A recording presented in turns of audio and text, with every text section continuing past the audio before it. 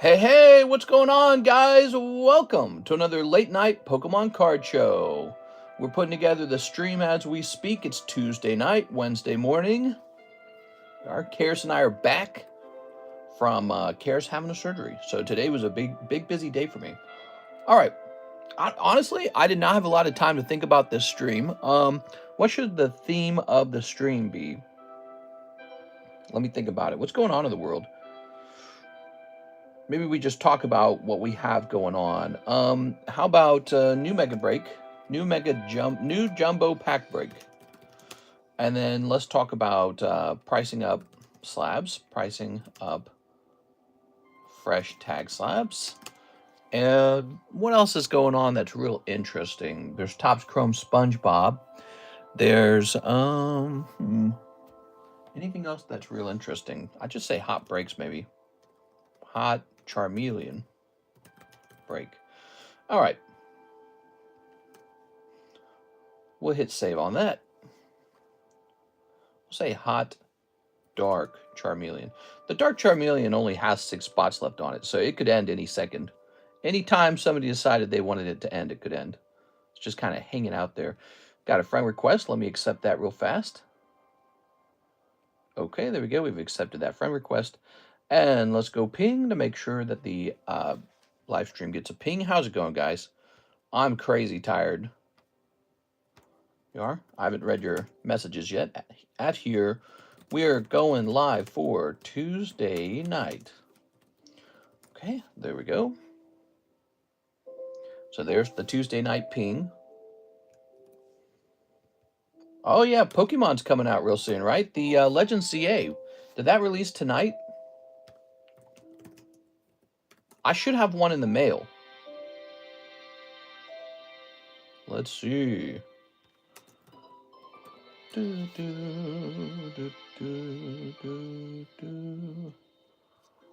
Release date. What the hell? Come on, man. Oh, it releases tomorrow. Okay. So, cool. Yeah, I pre-ordered a Switch 2.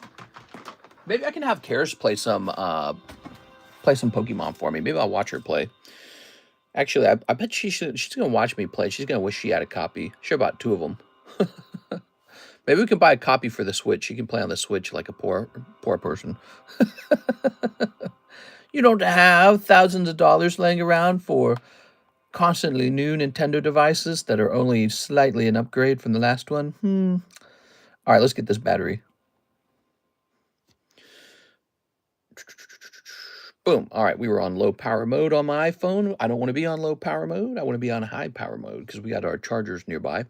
And then I want to see, because, okay, so we did order, let's see, we did order off of Walmart. We did the, let's see, does it show? Here, just purchase history. And pre-order arrives by October 16. Really? How does it arrive? Weird. Well, it says okay. It says it arrives today, or tomorrow, I should say. All right, let me go ahead and plug this phone in now, and I'm gonna turn on the iPad. I'm gonna start reading all your messages. Today was a difficult day for us. Karis went in for a pretty important surgery. I'm sure some of you guys want to hear about how that went. Pause that. All right. So, what are the messages? Troy was the first message of the day. Thank you, Troy. Packology, hey, here's Lurkin Lowry, CS Man, Mister, can I buy a playmat? We do technically have playmats. I usually don't bother selling them. I just kind of stack them up in a corner because I hate selling playmats. Let's see. So, how's Karis doing? Let's see. Gotta catch 'em all, says Super Dan.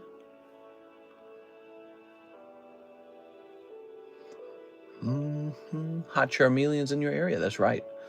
I really thought Nightblade was going to... Let's see. My brother's girlfriend died. My brother's girlfriend died unexpectedly in our bathroom today. Very traumatic for the kids. Really? And that's from Mr. Real One. What happened? How old was she? Was it a sudden heart attack? All right. Bought a Switch 2 just for Pokemon, says Aovic. That's right. Got the new DK, but it's meh. Okay. It was crazy. My girlfriend found her. Wow. Tell us all about it, Real One. I want to hear more about that. That's a really interesting story. All right. So let's jump over here. Let's start refreshing all of the cues and seeing how those look. She was 30. So that's Karis's age. So she was Karis's age. And what was going on? Was she overdosing? Was she had to have been like a heart attack or something, right? I mean, there's only so many ways to go at that age. Your PSA grades are available. Ooh, PSA grades are here. Your PSA order has offers. PSA makes offers on your cards now after they're done grading. That's really creepy. I don't know if I like that. It was crazy. My girlfriend found her. Someone selling Legends Z for $200 on Facebook. Heart attack at 30. Man, yeah. I had a doctor tell me that once. He said I have to take care of myself because he's like, you know, around your 30s, you can get like just random heart attacks. That's crazy. And it was in the bathroom, huh? Man. Okay. I'm deleting all these emails. Good. FedEx tracking. I'm going to delete that as well. One document uploaded for your review. Pokemon Zubat. Let's delete this. Okay, just deleting as many emails as I can. All right. Order from Walmart expected tomorrow. Nice. That'll be the Switch 2. Waiting for the autopsy. Oh, so they're going to run an autopsy. Wow. That's an interesting job. When I was younger, I actually aspired to do something like a forensic autopsy or perhaps funeral director, mortician. I thought about those jobs. Not because I'm super creepy and all, but because in my mind, I thought this was a very, very dirty job that I would be able to tolerate because I have a good tolerance. And I also thought, I bet it pays really well. But obviously I didn't get into it. But it was, you know, it's one of those thoughts that crosses your mind. Like someone does the autopsies, yeah, but they got a lot of stories to tell. So Lucas Lange, I believe, was the last order of the last stream. Then we have Sean Gallagher. Shipping, I believe I have 2 or 3 slabs, including the Fossil Hypno. Shipping should be in the address that begins with the number blood. All right. Let's see what you guys are saying. How do you want to go out? You don't got to answer if it's too dark. I want to die from, let me think. I pulled the top Charizard and it gives me a heart attack. No, I want my slabs to fall on me. And because I got so many of them, I own like millions of slabs. And then they just like fall on me and it's death by Pokemon card slabs. I don't know. So I believe 2 or 3 slabs. Let's go looking for a bag for you, Mr. Sean. So first order of the night is a round of shipping. It's pretty common. That's a very common first order. There we go. My aunt runs the largest cemetery company in TEPNW. Oh, there we go. Yeah, I mean, that's a job, right? Funeral director and all that stuff, that's a job. And I actually applied for that. I applied to work at a funeral a long time ago when I was also applying to work at Target. And I got an interview at the actual company. But they wanted me to be a groundskeeper, and I turned it down. I was like, I don't want to be some groundskeeper. All right, let's see. Suffocation from slabs. All right, there we go. And let's see. Pacific Northwest. Oh, that's cool. Shab. There you go. Mr. Sean. Very good. The address begins with the correct number. And we're going to say boop, boop, boop. They're all pretty shaken up, but they're going to be okay. Yeah, I mean, running into a dead body, that's pretty dramatic. Yeah, the face has lost all its expressions and everything. It's pretty creepy. I've seen both my grandparents in an open casket, and they try to make that look real nice, and it's not that nice. So this is gonna say pricey. All right. I tried eating a boiled potato today. I don't know how people do it, says A. Perez. Yeah. You don't like the boiled potatoes, huh?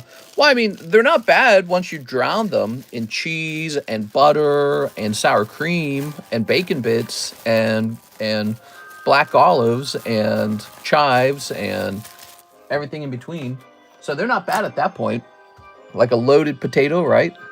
You've probably heard of that. But if you just try to eat a plain boiled potato with nothing on it, it's insane. It's horrible. And so when I was very young, I thought I didn't like potatoes because that's what we ate. My mom was like, basically, she was like a vegetarian. She didn't like us to eat meat too much. She thought it was bad for us or something. And so she was all into boiled potatoes. And my sisters loved them. They loved boiled potatoes. I hated them. I thought these are awful. I thought I was like a potato hater. All these years later, I realized we were just eating them in the worst way. So it's really easy to hate them. All right, a little halo break. A little Master Ball. Oh, man, these are great. Look at this. We got a Master Ball Leafeon. We got an Absol. That's fantastic. And we got a Tyranitar. All right. So, the tag sales, how have they been? Really good. Tag slabs sell like hotcakes. They definitely sell. We're still going to have PSA submissions come back to us, but man, I got to say, these tag slabs really do sell. So I'm pretty pleased with that. I ate mac and cheese with hot dogs with barbecue sauce or ketchup. Gourmet. That's called dirt. How's the stream going? Pretty good. Mister, do you have any silver hypermetal Dialga 10s? Man, I used to. Can't believe I sold them. I sold them because I'm not a Dialga fan. So I was like, yeah, we sell these. But man, that card did well over time. I used to have 2 of them. Got them for like $600. I think I sold them for like, I sold them each for like $1,200 or something like that. So I was like, that's pretty good, double. And no, all I had to do was hold them longer. All right, Team Rocket Grunt. Couldn't find the video of you sending my 151 Charizard for grading. If you haven't sent it to grade, can you please send it to tag? We'll send money if you have not. Okay, give me a second. So what are we saying here? That you've got a Charizard that needs to be graded? Let's take a quick look. First, let's grab this little box here and make sure he's not just in this box. All right, just because he's not in this box doesn't mean that he's not queued up to grade. He could be in the grading area outside of this room. And then let's take a quick look at this. Sava Dusenbaby. Does Sarah know she's got all this over here? Uh-huh. Oh, we're looking for a Charizard, right? Okay, so it's not in here. We don't really use the Cool Kids box as much anymore, do we? We used to use it all the time. I think that it wasn't such a good idea in the long run. So, Team Rocket Grunt, let's go find your bags. I think you had multiple bags, right?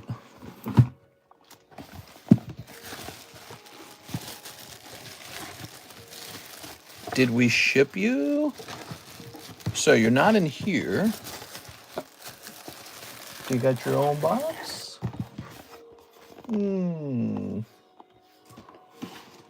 Yeah, I feel like I'm on the goose hunt right now. Let me see. Did we already submit it?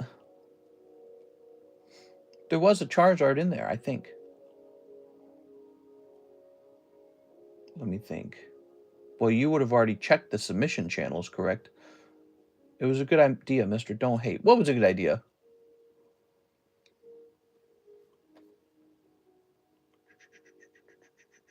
He's not in there. Let me check the TR box just in case. I don't think I would have done that again. In that pile. Yeah, there were Charizards in there, but those weren't Team Rocket Grunt's Charizards. He would be referring to a 151 Charizard. I think it might have already been taken out of this room. Like, I feel like he probably already graded it, and I feel like it might have already been taken out of this room. So I will have to look into that. But I don't even see a box for you, Mr. Team Rocket Grunt. Did we already ship you? Is that what happened? All right. Well, we'll find out, because if a box shows up at your house, Mr. Team Rocket Grunt, and it's got a Charizard in it, you'll know. You are? But that to me sounds like it. Your shipment is scheduled for tomorrow. Really? Okay. We have CS Man. Give me in that Charmander break. One day it will go well. Oh, yeah. The Dark Charmeleon. That's correct. If you just keep entering these, you will actually pull one of them. And it just sometimes takes some. Charizard you pulled for me is worth grading. It Is it a reverse hollow or hollow? It is worth grading if it can grade 10 if it's a reverse hollow. However, if it's going to grade 9 or worse, it might not be worth grading. 50 months. Mr. Shout my name through the roof. I'm shouting A. Perez's name from the rooftops. That's a long time, man. 50 months. Kind of crazy when you think about it, huh? There's a nice Charmander. And here's a nice Goop Gas Attack First Edition 10. That's cool. Really love that. You seem tired for sure, to be honest. A bit naggy, but long, stressful day. No, I'm very tired. Yeah. So basically, I drove Karis to the hospital for surgery at, what time did we officially leave? 4:30 a.m. was the sign-in. Can you believe that? 4:30 a.m. Well, that wasn't the sign-in, but that was when we needed to leave. And it was this big hospital with a lot of people already in it, already all signed in. And I was there from like 5 a.m. to 2:30. That was how long it took. Wow. And they did not have comfortable chairs. And my normal sleep schedule is like 7, 8 a.m. to about 2 p.m. So this whole time period was the exact time period I should have been sleeping. So I just didn't sleep today. It was pretty bad. And yes, I'm very sleepy now as a result. So yeah, I would say I'm pretty tired right now. All right, so that's it. The queue is empty. Maybe it'll be a slow Tuesday. What do you guys think? Space Hammy says Nuggies. Well. If it isn't Mustard Boy, A. Perez, A. Peasy, mine easy. Antifa wants your Pokemon. Let's see. Cool Kid Box. It was a good idea, mister. Don't hate. There was a charger in there, I think. Does Tag Slab still crack with one hand? No, it does not. And I think that probably the guy who got one that supposedly cracked with one hand, I have a theory on that. My theory is that it never got encapsulated at all. I'm betting that slab probably got assembled, and it's a nice tight, piece of plastic when it gets assembled. I know this because we've cracked tag slabs, but I'm betting that slab did not get encapsulated. It never actually went under the horn. That's what it's called. It's called a horn. It never went under the horn, and it never got encapsulated at all. So that would explain it right away. Mr. I opened 2 packs of first edition Team Rocket. All right. So let's go ahead and grab this. I'm going to go ahead and rotate. We got Numil. We've got Riolu. And we've got Lucario. How nice. I suppose if we are going to have a slow night, which it feels like it might be a slow night. If we're going to have a slow night, let's go ahead and focus on getting the rest of these slabs priced up, shall we? Take a look at this, guys. Okay. Remember pulling all-nighters when younger? It was a different world for sure, says the Doghouse. I mean, we still kind of do pull all-nighters, but the difference is we usually have a daytime stream and a nighttime stream. I'm sorry, back in the day, we only had a nighttime stream, and so it would begin maybe at like 2 a.m. or something, and it would last to like 8 a.m. or some crazy number. So it was a bit of a different schedule for sure back then. Here's this nice Gengar 8.5. How does tag cross grade? Great question. I have done cross grading between PSA and tag grading, and it doesn't seem too unusual in any particular way. Tag grading seems to be, in my opinion, it might be slightly harsher than PSA sometimes, but it's hard to tell because PSA is also really harsh these days, right? Like PSA grading is not nice. All right. There we go. Okay.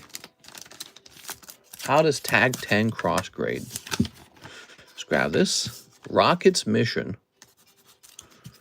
And we're going to grab this. I'm missing Mr. Show the Sun Rising. The Sun Rising. Yeah. What's a good idea for me to wrap up the stream, before it's too early in the morning so that we're not a pure overnight worker? Tag 10, PSA 10. I wonder about BGS. BGS 9.5. Boy, I hate the BGS 9.5. Don't you guys just hate that? It's such a, it's the worst thing you can get. Here we go. All right. Gengar. Wild Force, huh? Wild Forces. Actually, I think it's just Wild Force. There we go. All right. How's this card doing? So the cheapest one of these cards is 74 these days. Wow, really interesting. This card's definitely gone up in price. 9.5 is fine. Hey, how's it going? Here's Gengar, and here's Rocket's Mission. You can say that, but the sales data doesn't say that. The sales data says that the last card to sell is the 9.5. It's really hard to move unless you significantly underprice it. So yeah, if you underprice it below a 10 really well, yeah, it'll sell then. But it doesn't sell very well if you try to price it similar to a 10. It will be the last card to sell. So this is $30 as a 9. That's interesting. You should end the night with opening a pack for yourself. Here we are. Here's a Gengar 8.5. Okay, I don't think this is probably very viable. PSA 8. Gengar. Trigger Trade. Trick. So PSA 8 Gengar Trick. That's how we're looking up the price. It's going to be $25. Let's make it $20. Okay. Good. Mister, we need Halloween music. Yeah, we're getting closer to Halloween. You guys like Halloween? What do you guys do for Halloween? There's the monthly slab. Here's this $300 slab. I'm going to carry this away. Why is this one over here, though? It's interesting. There we go. If all the subgrades are 9.5 and it has subgrades, it usually demands a price closer to 10 and usually crosses well. In sports, we call it a true 9.5. All right. Let's go ahead and take a picture. Okay. We'll go to all slabs. That sounds nuanced, but ultimately, every time I have a 9.5 up on the table, if I have a 10 of the same card, the 10 sells every time. The 9.5, not so much. In fact, the 9.5 might be stuck. So, you know, if the measure of the value of the 9.5 is pretty much, well, now you have to go do this extra work of cross-grading it, it's sort of already, you know, suggests what I was saying, and that is that people really just want the 10s, you know. They really do just want 10s all day long. Oh, let's put together that jumbo pack break, shall we? Let's put together a jumbo pack break. So, jumbo pack break. What should be the building block of our pack break? Maybe a prismatic. Do we have prismatic in here? Yes, we do. Mister needs to hit Golden Corral delicious steaks every day. Oh, yeah. My favorite restaurant. How confident are you that there will be a Mega Rayquaza SAR in the upcoming sets? There's gonna be a Mega Rayquaza. You can't skip Mega Rayquaza. It's illegal. You are? Okay. But you know, I wonder if the new sets will pretty soon have the new Pokemon in it, right? Like the new Megas, because they've all pretty much been revealed at this point. And they're probably working on that right now. You know, they didn't release it in these first two sets, but they're probably working on it right now. New Megas. Oh, right. Prismatic will be $200 a pack next year. Trust me. Mister, will PSA ever improve their wait times? It's a tricky thing, you know, because if they hire too many people to grade cards at PSA, if they hire too many, and then, let's say demand drops for some reason, they're going to have to lay off a bunch of people. So, you know, they're probably a bit wary about it. Okay, this is just floating around out there. Let's grab one of these. Okay, and then let's see. So we've got 2 packs so far for this pack break. Let's grab the new packs, shall we? So there's Inferno X, and here is Mega Evolution. I feel like you shouldn't skip the brand new sets. Also, we do have this SpongeBob pack, but he gobbles up $55 of the value. And it's SpongeBob. And I have a limited fear about SpongeBob's, you know, sustained popularity. I think I might leave SpongeBob out of it this time. How about... Well, all the sets are a bit hidden now because I cleaned up over here so well. Cleaned up too well. Too well. Here, let's get one of these Narutos. Throw in some first edition, also randomly. I saw PSA grades 300,000 Pokemon slabs per week. That's insane, says CEM. Yeah, that's a lot of slabs. Yeah, there's a lot of slabs. It also sort of describes an environment Where slabs are, if they're inflating that fast in number, how come they're still so expensive? So demand for slabs must be really high. That's the best explanation. Look at these slabs. We got a Pokemon animation series. We got an Ancient Origins 9. And we got a first edition Erica 9. Don't pay attention to that price tag because it might be an old price tag.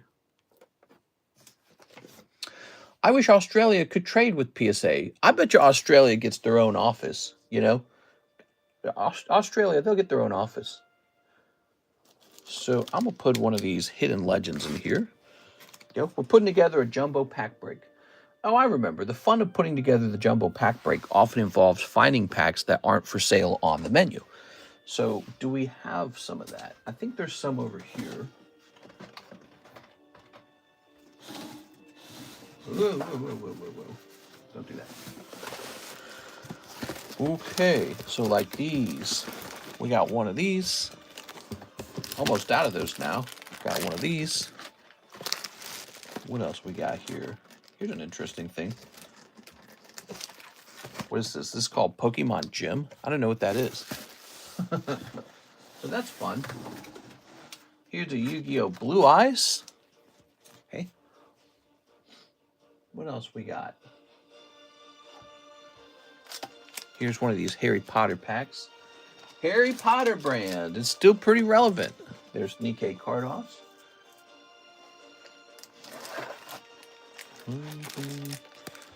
Lord of the Rings. That Lord of the Rings pack is pretty cheap. I remember we often do like a pack of Metazu or something. I'm going to throw this away. Harry Potter. Welcome, guys, to our late night stream. We just started for Tuesday. I'm pretty tired tonight because I stayed up all night helping Karis. Karis just received a major surgery, man. Oh, yeah, I guess we haven't talked about that very much. So it lasted, the whole surgery, I think, lasted over 4 hours. Took a really long time. And I talked to the doctor after it was done. And she had a whole bunch of things that were all crazy. Basically, it's like a surgery for your uterus, basically. So, and she had like a cyst, and then she had a large growth, which they believe was endometriosis, but they're sending it off to a lab to study. And yeah, she had some messed up stuff. She had like a whole long list of things, and it took them a long time to remove it all. But he said, you know, it was a success and that it's been removed, and so she should be fine now. And so now she's going to heal for a while, and the next step actually should be IVF. We're going to grab one of these. Ba-doop. Those are fun. What if we grabbed... So, yeah, it took all day, but it's done now. Let's grab one of these Gundams. Got to clean that up for baby making. Yeah. Any polyps. So there was a bunch of it. She actually had a lot of this stuff called endometriosis. It's like a flesh that grows on the outside where it doesn't belong. And he called it a nodule. He removed a really large nodule of endometriosis, and he actually sort of implied that it didn't look right, and he's sending it off to lab. So, I mean, who knows? Could have been worse than that. But he didn't sound too concerned about it. He just sounded like, you know, he's doing his job, testing it. Here, let's see. We're going to grab a Donkey Kong. Hey. What's back here? Oh, a Chilling Rain. That'll be interesting. What do we have over here? Maybe a little Minecraft pack. Oops. What do we have? I'm curious, what do we actually have in these boxes? Like, that was a Chilling Rain pack. What else is back there? Anything else? No? Just one random box of Chilling Rain. I don't always know what packs I have. Ooh, Steam Siege. Glad to hear Karis is recovering. Yeah, she can't move very well. It's actually pretty painful. She was moving a little bit tonight, but she was like paralyzed, man, because it's so painful after it's all done. It is. So it's been pretty rough. All right. We call that chilling pain before you saw what Prismatic does. Yeah. All right, all these beautiful packs. Nice. Oh, yeah.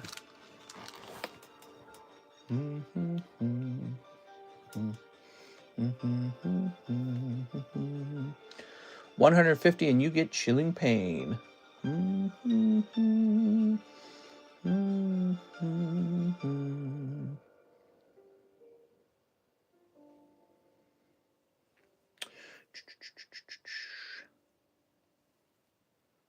Well, mister, did you end up sleeping?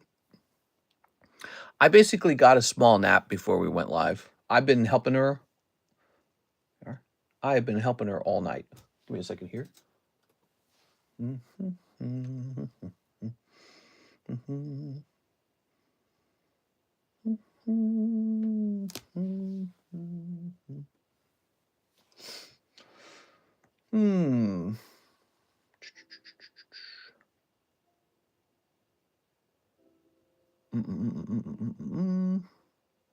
me a minute here, guys. All right, so we're ready. So I'll jump back over here. Okay, you don't need to brag, Mr. Law. I'm joking, but for real, it's good to hear she is okay. What brag? I don't know. What are you talking about, brag? Steam Siege. What do you guys think of Steam Siege? It's a pretty interesting set, isn't it? I think we have a Steam Siege case. I wonder if I should sell my Steam Siege. Let me jump over here, and let's look up a box of Steam Siege.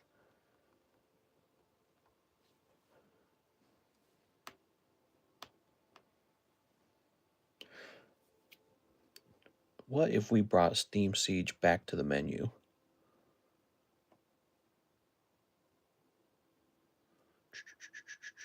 Ah, here we are. Steam Siege. Cheap and affordable. Not very cheap. But definitely cheaper than other XY era sets. Okay, wow. Wow, it's so expensive. I don't know if it's worth it. I mean,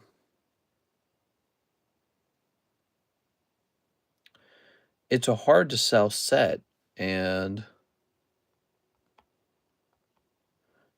I would have to sell the Steam Siege around $47 a pack for it to make sense. That just sounds too expensive, like it wouldn't sell, you know? It just sounds too expensive. Let's see. Well, when you get a pull, so breakthroughs 150, breakpoints 120, primal's 130. So actually, you know, that Steam Siege is quite a lot cheaper than these other sets are. I don't know. What do you guys do? You think it's worth it? You have a chance at the Golden Gardevoir, a chance at the Golden Volcanion. Then there's some Steelixes. There's some decent reverse hollows, but not super good reverse hollows. Not like top tier reverse hollows.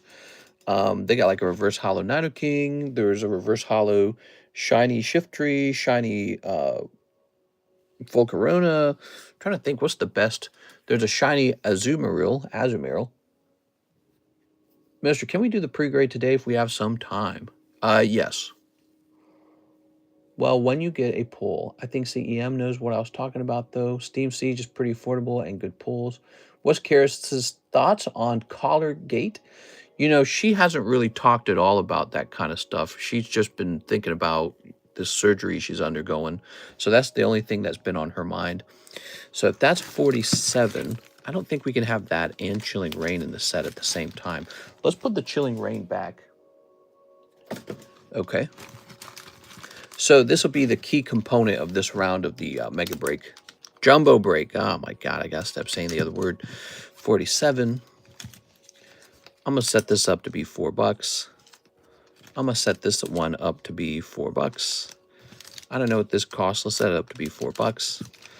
Let's set this to be $2. Just get rid of Naruto. We're gonna say 4 on this one. We're gonna say 8 on this one. I think this one's 5. I think this one's like $3. Let's say $2 on it. I know this is a little more than $2. Let's say $2 on that. Let's just get rid of Harry Potter at $3. And I think this is a quality booster pack, so we're going to say the full 8 on that one. I don't know what this is worth, actually. I wonder if I could take a picture of this. So you're telling me there's a chance. That's right. Let me take a picture here.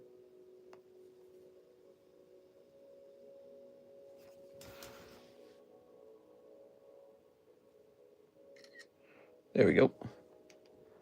That is called... What? How much is this worth?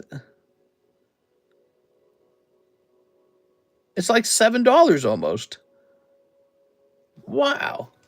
Okay. I was just going to give it for like $2. I'm really surprised. I don't know what this is. This was a gift from somebody. It's a promo. It's a Japanese promo pack. This will be $6. This will be $10. This would be a really expensive $14. This would be a 6.5. I don't know what we sell this for. Let's make it $4. And prismatic we know is $14. There it is. Okay. What is that purple pack? It's a Japanese promo pack. Bit more of an important topic. I would agree that some net drama. She's dealing with some real stuff. Honestly, I hope you guys are celebrating.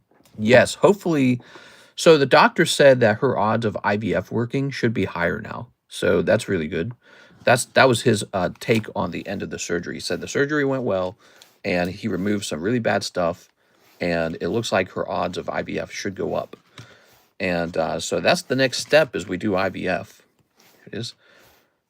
Okay. Okay. Okay. Yeah, I guess she had some really serious problems with her baby-making device. Here we are. You don't expect to be told that. You know, actually, one of the reasons it went undetected for so long is because she doesn't have any pain. And ooh, what did we price this at? Let's make this 5. Usually people who have that issue, they have some kind of pain correlated to it, and she did not. All right, this one's plus 47. Okay, we're at $155 now. Okay, so there's room for a little more, $155. Let's go ahead and get some of my favorite Korean packs in here. So I love the Team Rocket pack. And then how about one of these right here? Give you a chance for the fusion art. And I love this one too. Boom. All right, so we got a great jumbo pack break this time. As you know, the jumbo pack break is always just a mix of random things. That's what it's all about. It's a big mix of random things. This time, there's no Metazoo this time, notably, but we got Donkey Kong, and we got this KU Naruto. That's kind of weird. There's Solo Leveling. It's actually a pretty popular product, the Solo Leveling is. Here's a little KU Harry Potter this time. And a little Weiss. Lots of Pokemon in this round, actually. I think the fact that the anchor of this jumbo pack break, the most expensive pack, is actually an XY Era booster really brings appeal to it. And I'll think about buying a Steam Siege booster box. You guys think I ought to do that? Steam Siege booster box. What do you guys think? We could buy one of those and set it up so that you guys can just open packs on demand. Of course, I always worry that if you do that, it's going to create an environment where, you know, somebody picks through the packs really well. Okay. What if all the Pokemon plastic slabs made Mr. Sterile? No! No, I'm fine. I can make babies. She was the one who's having an issue. There we go. She was having severe structural problems along with endometriosis. There we are. And so now she might even be able to get pregnant in the natural way. You know what I mean. And but that is just a theory from the doctor. For now, they are assuming we still have to have IVF. We are. All right. We've got Mimikyu. And the power of technology. So beautiful. Beautiful thing. Turns out I was putting it in the wrong place. What? Can I get boosters at Target or just online? Strictly online. You're not allowed to buy them at Target. That's the rule. I don't want to hear you breaking it. Okay. There we go. That's what my girlfriend says. We got no orders in the queue. We got a super slow night. It is a Tuesday after all. You know, if I could pick one other day of the week to take off, it would be Tuesday. Sundays and Tuesdays are always the worst for some reason. I don't know why that is, but they're always very slow days. All right, so we've got this Pipple up 9. That's okay. We can use tonight to focus on slab repricings and also pricing up this entire tag submission. What do you guys think tonight? Let's price up every single remaining tag slab. And then after we're done with that, let's start rotating through the other slabs that need to be rotated through before the end of October. Let's get that done. Mister, do you have a PSA 10 Gold Star Torchic? I don't have a PSA 10 Torchic. I once bid $36,000 on one, but I was outbid. And then after that, I was like, that's overpriced. And so that was a mistake. I should have kept bidding on it and taken it home at whatever it was, like 40,000. And I didn't do that, so that was a big mistake. All right. Give me a second. Let me go grab this.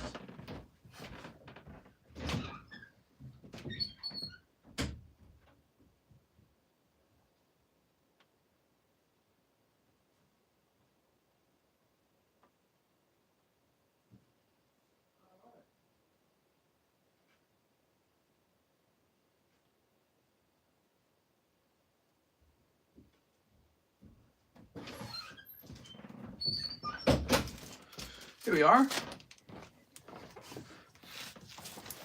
Bruh.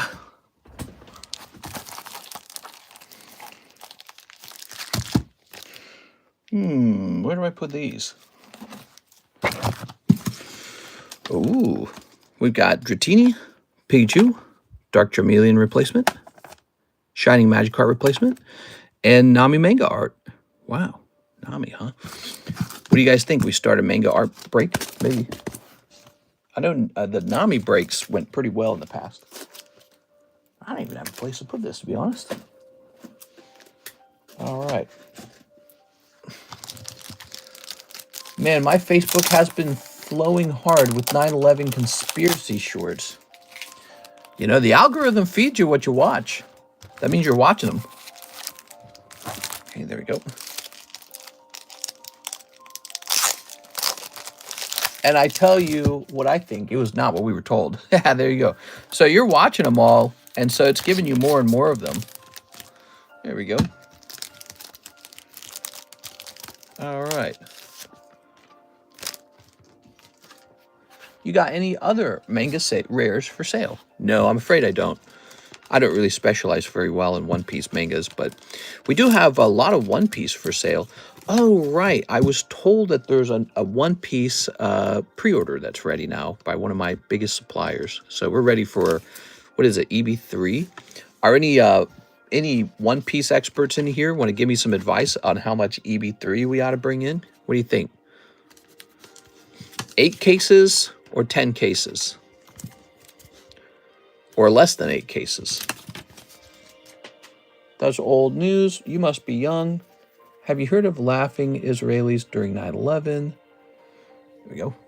I've been blessed with delicate opportunities. Delicate opportunities. What? Give me a moment here, guys. There we go. So here is the Japanese Black Deck Kit Energy Card. I don't feel like this is going to sell. I should give it a chance to sell, I suppose, but I don't feel like it's going to sell. But hold on, let's take care of Mr. Arturo's order. Thanks, Mr. Arturo. Slow night tonight, huh? So that means that there is no wait time in the stream for any orders that you guys do place. He says, 1 Waifu Shuffle. Heart of the Goon, guide me. Good luck, man. Here we are. All right. Good. We got 1, 2, 3, and a 4. Ooh, 1 cold one. Ta-da! Sorry, Mr. Arturo. That did not turn into anything. I'm not watching. I'm mainlining the free base law, but when I see it today, it hits me more sad than when I was a kid. What are you saying? All right, so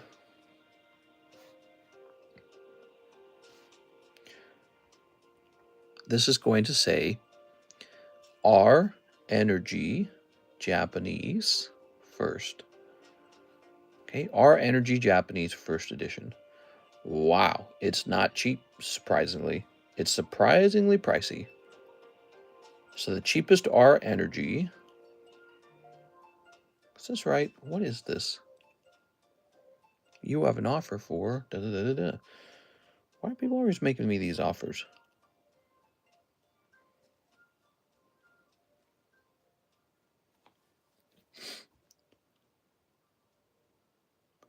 Looks like the cheapest one is $30. And it's in Japan. That's interesting. Can you buy through YouTube? Hey, what's up, man? Yeah, so you'll go to the description of the live stream to make a purchase. Menu in description. There it is. And we'll go ahead and pin that message. There we go. EB3 might have different rules, so take what I say with a grain of salt. I feel like 10 cases, says Merchant. There are a lot of Waifu SP cards. SP cards can be 1 to 2 per case, but actually, usually 1. Okay. All right. So let's go ahead and turn this into 29.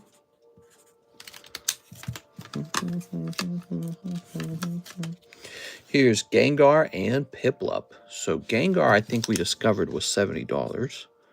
Was it 74 actually? And then this is a reverse hollow Piplup 9. What a pity that it got a 9. I guess we'll start him out at about 35 at the moment. He's from 2019 Cosmic. Okay, cool. Beautiful slabs.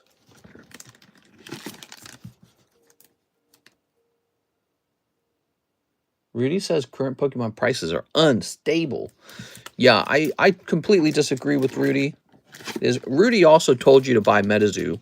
Try to keep that in mind, that nobody has a crystal ball. There we are. Rudy told you to buy MetaZoo, if you recall, which was one of the biggest mistakes of all. There we are. Let's see.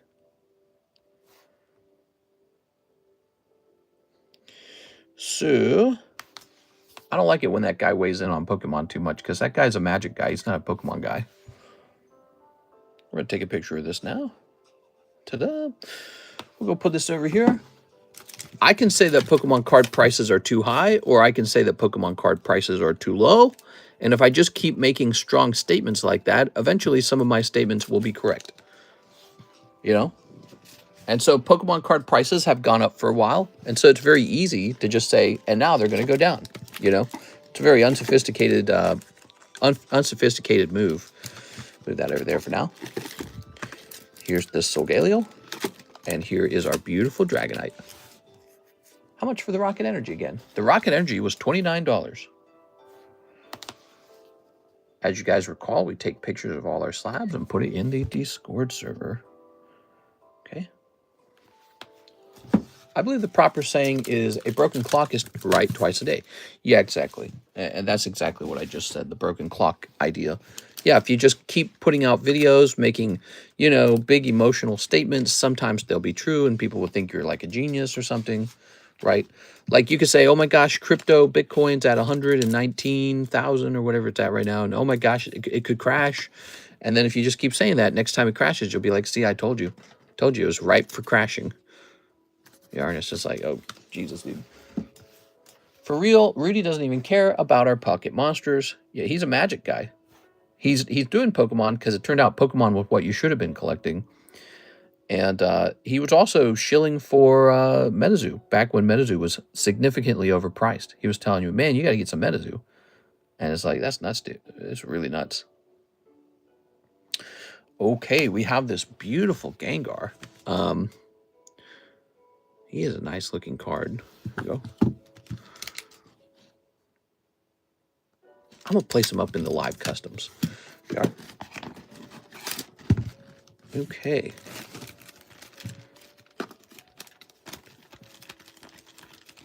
He got heavy bags of flaunt, and everyone thinks he's God.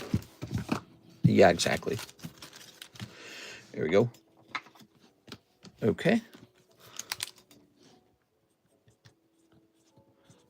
Gengar. I think that his assessment is a bit heavy-handed because we're heading into a very big time period for Pokemon with the release of these mega sets, which appear to be popular so far. and also the release of a new Legends CA game, which sometimes, I will admit though, sometimes the release of a Pokemon video game slows down buying of Pokemon cards for some reason. But my theory on that is that, you know, Pokemon cards, they're not as desired as badly when your dopamine is fulfilled by the video game. So if you're just having fun on the video game, I have a theory that people don't feel like opening the cards as badly as a result because they're getting everything they need from the video game. So, but anyway, so there could be a slight slowdown because of the launch of the game. But, I mean, we're heading toward January, which is one of the most important months for Pokemon cards. We're in October now. We're heading toward January. And Pokemon cards tend to slow down as you hit after April. So May is a slowdown for Pokemon cards. But we're heading toward the hot season, and we got this brand new game coming out. We're in the last year before the new Pokemon video game comes out, Gen 10 or whatever, Pokemon Wind and Sea or something like that. Wind and Water. So we're heading into Wind and Water. When Wind and Water releases, yeah, there should be a significant slowdown with Wind and Water. All right, he's in the live customs. Really nice pull. Cool. I would anticipate a slowdown with Wind and Water. We got two more of these beautiful Trick or Trade Gengars ready to go. The nice cosmic pattern on them. Okay. Ooh, look at this. This guy's a 9. All right. Rudy bought 4,000 Lost Origin boxes at $90 each. That's pretty good. He should have done that with Evolving Skies. There we go. Evolving Skies would have been a better move. You think the damn guy being worth like 500 million would throw a peasants a pack or two, but now he don't even do anything for all he takes from the community. We are. All right. Look at that beautiful Gengar. Okay.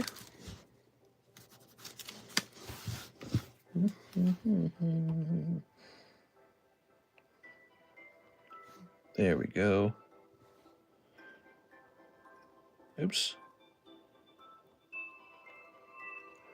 Trick or Trade.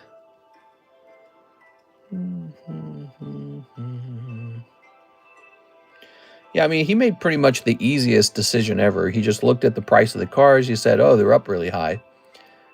And they went up really fast. And so then he said, okay, well, they're up too high now, so they must come down. And that's it. It's like anyone can make that recommendation. It's really not that complicated. You know? It is. Ooh.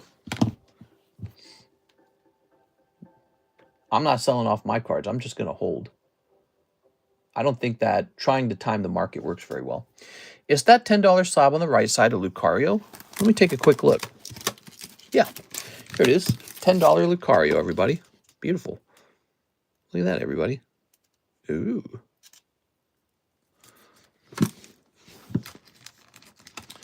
But that's Wall Street for you. Look at that. We got some beautiful slabs here.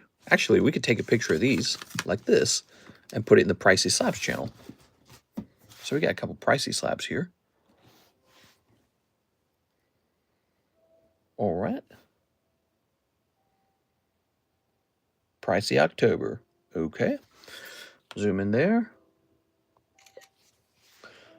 Felt sad missing the daytime stream today. Didn't like missing that. First PokeRev. Now, Mister's going to end up in an Alpha Investments video. I don't know what you mean by that. We are. Does he occasionally put people into a video? I don't think he's going to put me into a video. We are. All right. Ooh, Holon Magikarp and Anorith. Ooh. Very nice. Hey now, says Waldbeer. What's up, Mr. Waldbeer? So we got this lovely Anorith. He graded 9. And this Magikarp 8 Holland Phantoms. That's really cool. Okay. So tonight, guys, we are having a slow night. If you place an order, you won't have to wait very long at all for your order to be serviced. We just assembled a fresh round of the Jumbo Pack Break. And the key item, the big item, let's call it the anchor, is this booster pack of Steam Siege from the XY era. It's got a nice Steam Siege pack in there. And we have plenty of time in tonight's stream, so if you wish, you can buy one of these $156 every single Japanese pack that I can get together, bundles. It's a jumbo Japanese pack. That's what it is. And I think I can only make 2 more of them because I'm constrained by the lack of Pokemon Black packs. So when I run out of those, this jumbo pack will change. But yes, we have 2 more rounds of that left, I suppose. And so those are 2 fun jumbo packs. By the way, if I ever assemble a jumbo pack that looks really fun, like this one, maybe you think, hey, I really like that one, you can buy it outright for $160 at any time. We also have, of course, our gym breaks. Let's take a quick look at those gym breaks. So gym breaks are fun because they're 2-person breaks for a night where you're worried, hey, you know, if I buy a spot, I want to see it actually finish. Well, this isn't a gym break. This is the actual booster pack break. That's a really good one. It's already up to 10, which is really impressive. But here we have the Wario Brothers, Wario Waluigi for 1 and 2. We have these Nintendo Wax Packs, which actually keep selling outright. So for some reason, every time I put one of these up here, you guys just buy both sides of it and say, hey, wait, I want that. So that's very common. A lot of people are buying that. And you can do that to any gym break, by the way. Here is a whole box of Pokemon Scarlet, if you feel like opening a whole box of Pokemon Scarlet with a friend and seeing who gets the whole box. There it goes. We also have the Fates Collide. That's really fun. And a lot of pricey booster packs have now been priced up for the first time in a while, like Breakthrough, Evolutions, Breakpoint, Ancient Origins, Phantom Forces, Dragons Exalted, Primal Clash, and Cosmic. They're all really unbelievable prices these days. They're not loose packs. They don't come off of the internet loosely. These packs come directly out of sealed boxes. That's where they come from. In this guy's case, he's coming straight out of a case of blisters, and he's a blister. It's the best way to open them ever. So blisters, you know, tend to have a bit of a premium to them. And so tonight, what we're going to be doing for fun, we're going to be pricing up all these remaining slabs and get them all picture taken. And then we'll probably work on our rotation of the leftover slabs from the previous month. Or maybe we do like a mix, a little bit of both, right? So there's some PSA slabs, some tag slabs, PSA slabs, tag slabs. Magikarp and Anorith, 9 and 8. Lots of 9s, lots of 8s. 9s and 8s, they don't sell as fast. They do sell. But it's this Magikarp. I want to see the Magikarp.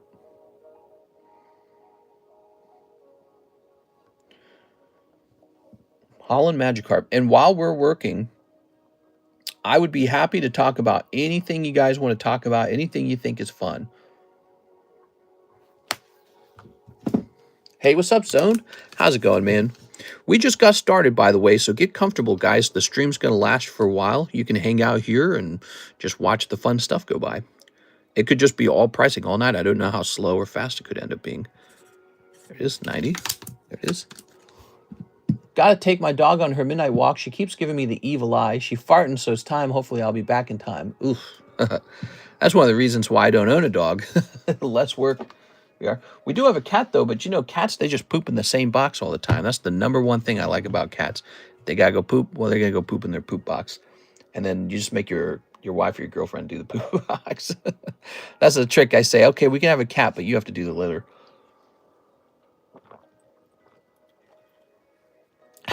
But yeah, dogs, man, you gotta take them out like 3 times a day, every day, unless they're an outdoor dog. All right, now this is a Delta Species Anorith 9. I really don't think this will ever be worth that much. Wrong Pokemon, wrong grade. How did it grade 9? Let's see.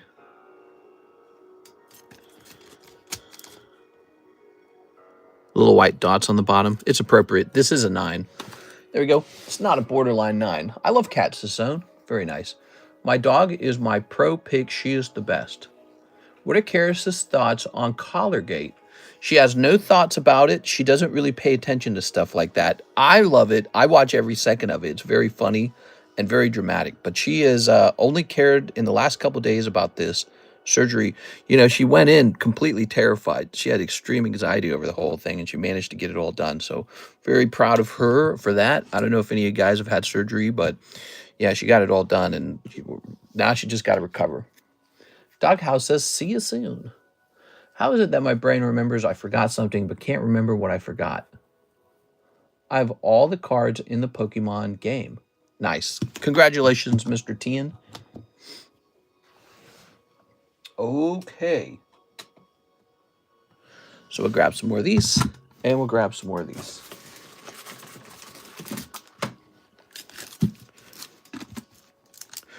Ooh, look at that. We got a giveaway now. Ta-da! That's where that giveaway went.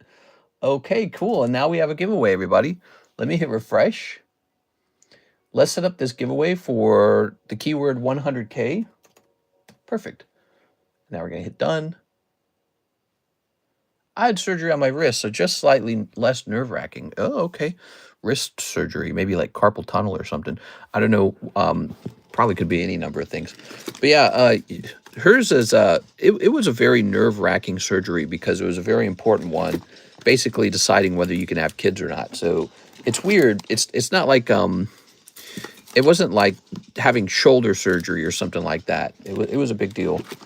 Here's Fui Coco. There we go. Wow, those are some beautiful McDonald's cards. I'm going to go ahead and take a picture of those now. Ready? Pricey October. No, we want to go back into the All Slabs channel and take a nice picture of these lovely cards. Remember, guys, you can see all of the cards that are for sale in our Discord server. And my job is to show you guys lots of cool cards. That's my job. So this is from the other box. This was priced on $8.25. That's an awful blow to me, Mickey. So this is a Mickey Mouse bubblegum card from 1935. Ooh, it's so clean on the back of the card. Wow, that's a good one. This comes from a bubblegum pack from before World War II. It's actually almost 100 years old. And yeah, I collected a whole bunch of these a long time ago. They already paid themselves off. They already paid themselves off a long time ago. So the remaining Mickey Mouse cards, either they sell or they don't sell. I don't worry about it. Mickey Mouse, bubblegum. But you have a chance to acquire one of these really nice Mickey Mouse cards. So, Mickey Mouse Bubblegum 3. Here's a You Sure Turn the Tables Mickey Mouse Bubblegum for $250. Let me check sold, maybe. This one got a PSA 3 on it. Let's see. Mickey's in a Row with Minnie got $100 on that one. But you can tell it's in worse condition. It's less vibrant than this one. It's so interesting. Let's see what else. PSA 1, PSA 2. Here's a PSA 1 that went for $100. PSA 2.5 that went for $250. So I guess part of it is wondering, like here, like take a look at this one. Like this one got a $200 on it. PSA 2. Click on that. I hate that you have to click twice. So this is maybe like similar. Mickey Mouse is doing music, but instead of like Minnie Mouse, you got Pluto in mine. And this one's a PSA 2. This one's a PSA 3. Mine's a PSA 3. So I don't know. It looks like we had the price at about $250. And to be honest, I think that's probably the correct price. Because look, this one sold for $200. And mine's a better grade as well. So I feel like they're just about the same. I think we'll reprice this one at about $250. Do you have any graded Latios GX for sale? Ooh, you know, I got one really fancy Chinese one, and it's a black label. What do you think I could sell that for these days? Think I could sell that for like 40,000 or some crazy number? Probably not. But, you never know. There might be some guy in Hong Kong who just really likes collecting Pokemon now, and he might be multi-millionaire or something. You just never know. So here it is, Mickey Mouse. That's an awful blow to me, Mickey. We're going to say $250. And we'll price it $10.25. Okay, lovely. I feel it's hard to get those graded. These cards right here, well, it's hard to get a high grade on these because they're from 1935, which was a really long time ago. We're in 1925, right? Or we're in 2025. So that's 90 years later. So this exact card is 90 years old. And I don't like to call them vintage when they're that old. I think when cards are actually like 100 years old, they should be called like historic cards or something like that, you know, like because you're reaching this insane age. I would say the same thing for baseball cards too. Like you get these baseball cards that are really, really old, and they're so old actually that it feels like it would have been collected by grandpa or like a totally different generation. I think at some point they shouldn't be called vintage anymore. I feel like they should be called historic cards because they're that old. So I feel like Mickey Mouse is in that category. It's really fascinating. It's just up here, you know, hanging out with some chill Pokemon cards. But who's to say that this card here doesn't belong in some museum is my point. This could totally go in a museum. This could go in a Disney museum somewhere. And it's really interesting. And I just have a bunch of them, so I make them look cheap and easy. But, man, it's a cool thing. We've sold so many of these already, and yet I have so many left. Because I acquired a humongous collection of them from a private seller on Instagram one day, and I graded them all in one go, and I've just been kind of selling them back slowly here and there. I never rush it, because I figure, why rush something that's so truly rare? And it's already paid itself off, so I don't worry about it anymore.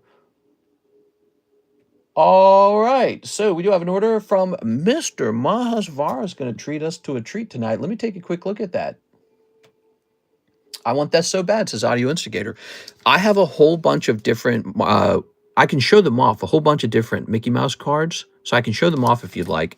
And I'm always open-minded to a trade, by the way. So if you're interested in a trade, let me know. Here we go, Mahasvara treating us with, let's give you some work and open up a box of Mega Evolution. Ooh, let me go get a box of Mega Evolution. And I'll get you a spare pack of it, too, since you're making us busy tonight.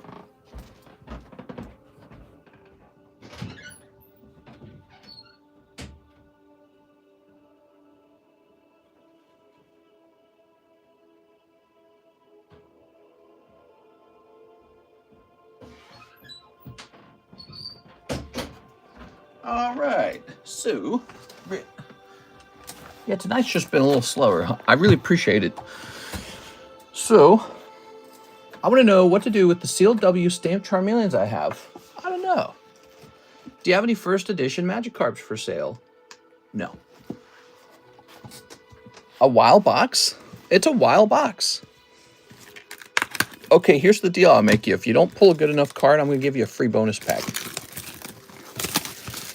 Are you ready? Since you're placing this and we're slow.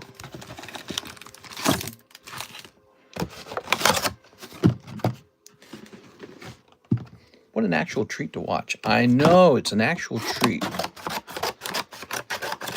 Tossing that. Okay. Ooh, lovely. Lovely. Set this here.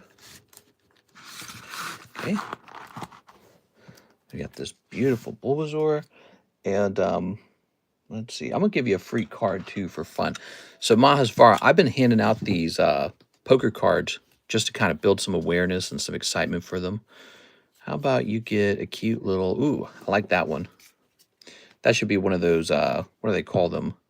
Lug Knights or something like that? Bolt Knights. What are those called? I can't remember what they're called. They're not called Dark Knights. Is it a Dark Knight? No, I can't remember. There we go.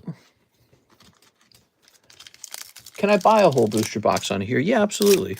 Yeah, we carry all kinds of product. We carry a ton of product.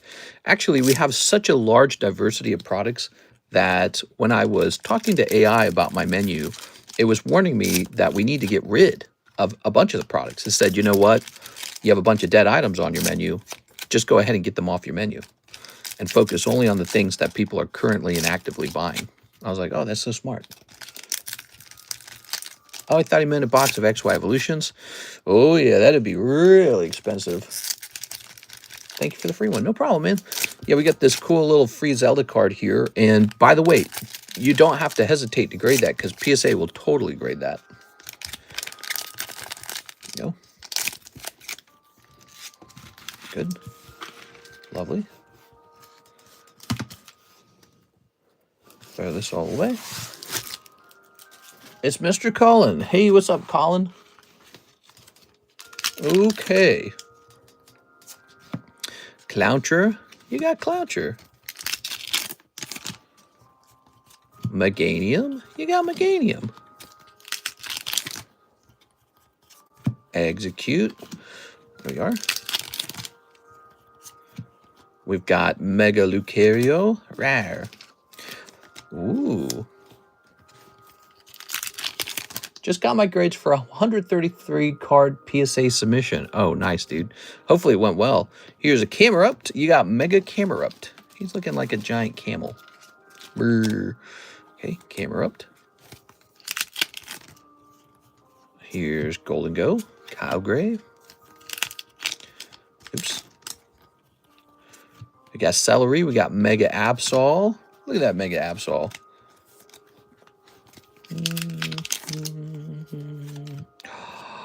Ooh, picking up the Ivysaur. Beautiful. All right, boy, I love the color scheme on these cards. It's so like hip and sort of like, I don't know, it's like got a synthwave feel to it almost, right? The neon colors.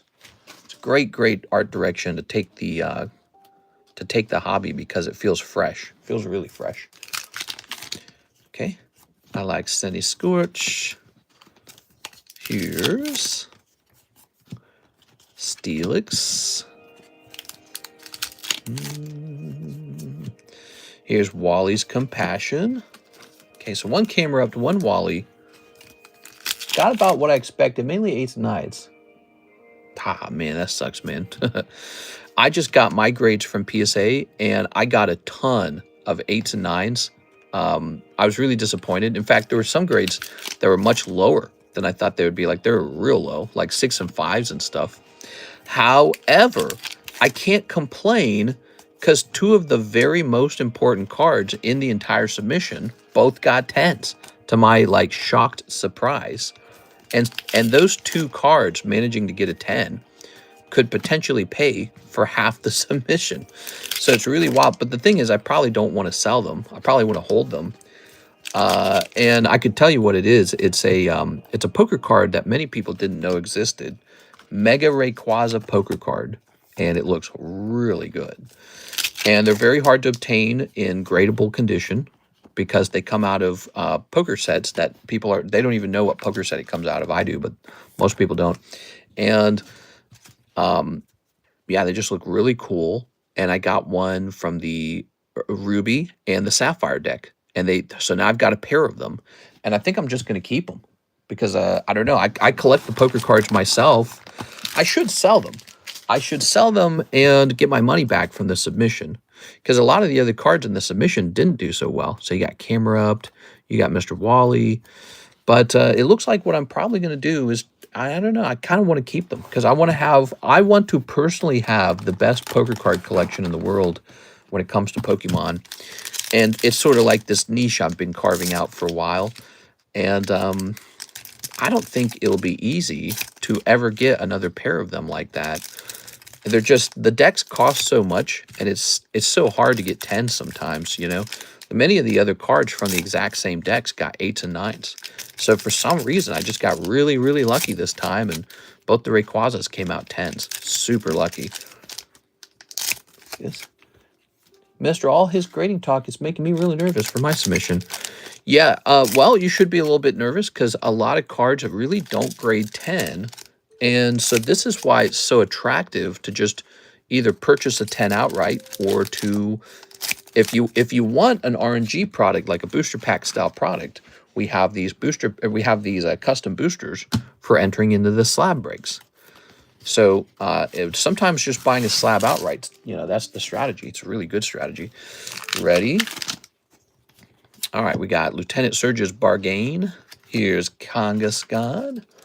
I'm expecting all 9s, but I hope to get some 10s. You probably get some 10s. Especially, you know, you had me look at a lot of them beforehand.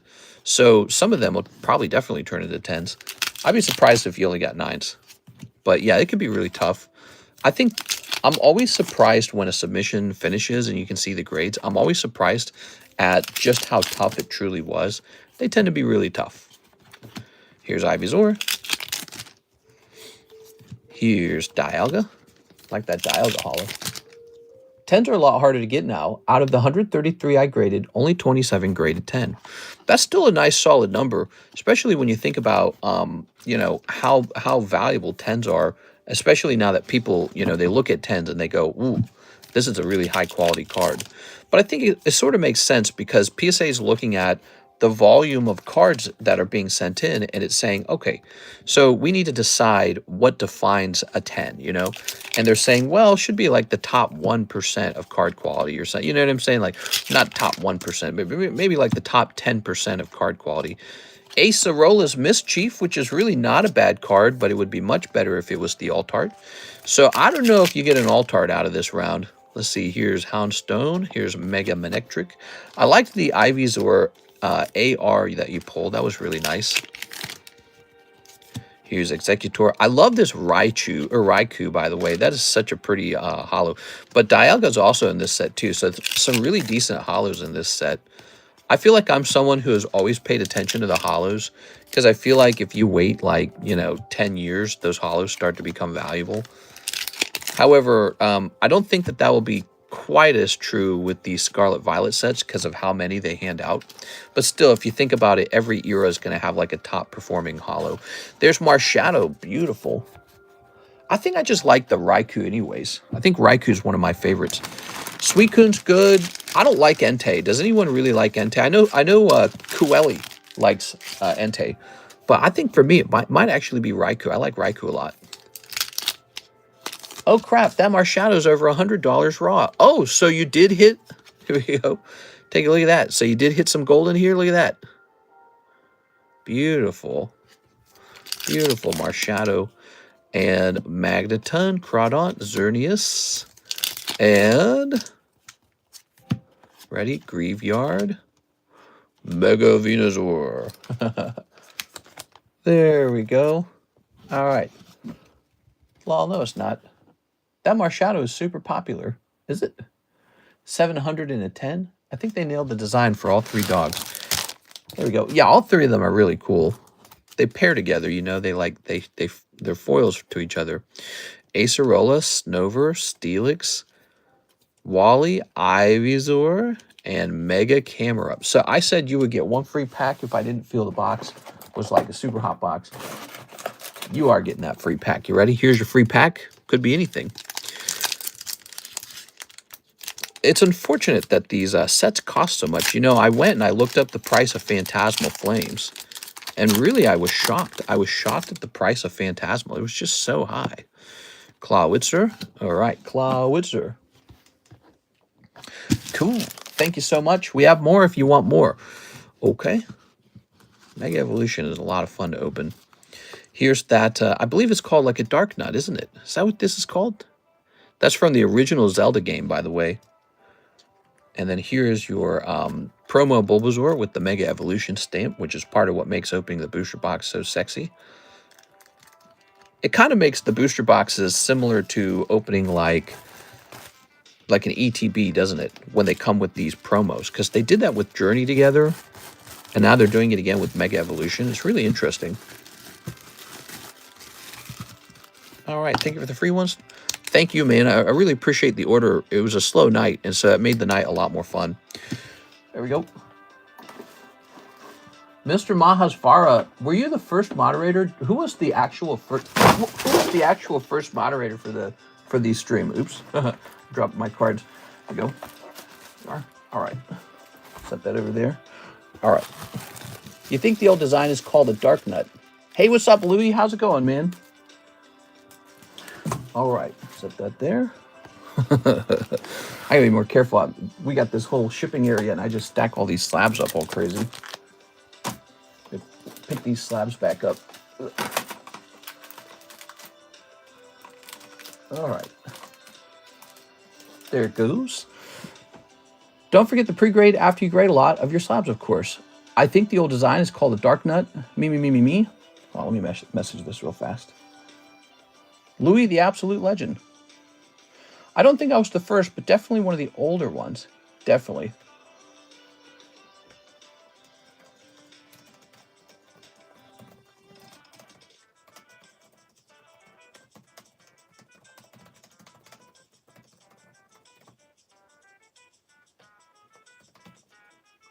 All right. All right, very nice. So, now we are ready to move on. Not a legend to women. The disrespect for my King Entei. What's your favorite, Magikarp or Gyarados? Ooh, definitely Gyarados is my favorite. But the funny thing is, if you really like Gyarados, you end up liking Magikarp anyways. So it's like they kind of go together. All right, we have an order from Mr. Mark. He says 1 pack of Pokemon Japanese Terra Festival. Ooh, the Terra Festival. There we go. Grab this. What number was Cheese? He was really early too, but I don't know if he was the first moderator. Might have actually been Mary. Here we are. All right, Mr. Mark. It might have been Mary. It might have been Mary or Mahasvara, but I don't actually remember. Here we go. I can't remember. She might have become a mod later as a joke, because she's never really behaved like a mod. There we go. All right. Very nice. Ta-da. Mr. Mark with an N. Let me grab your bag. If Magikarp was real, would it make a good blank? There we go. Mr. and Mrs. Jennifer Yap. Oh, Jen. There we go. Here we have Tyranitar. Here's Ralts. Last year we had Jennifer Yap and we had Mr. LaFlame. Do you guys? Mr. LaFlame has definitely slowed down on the whole collecting frontier.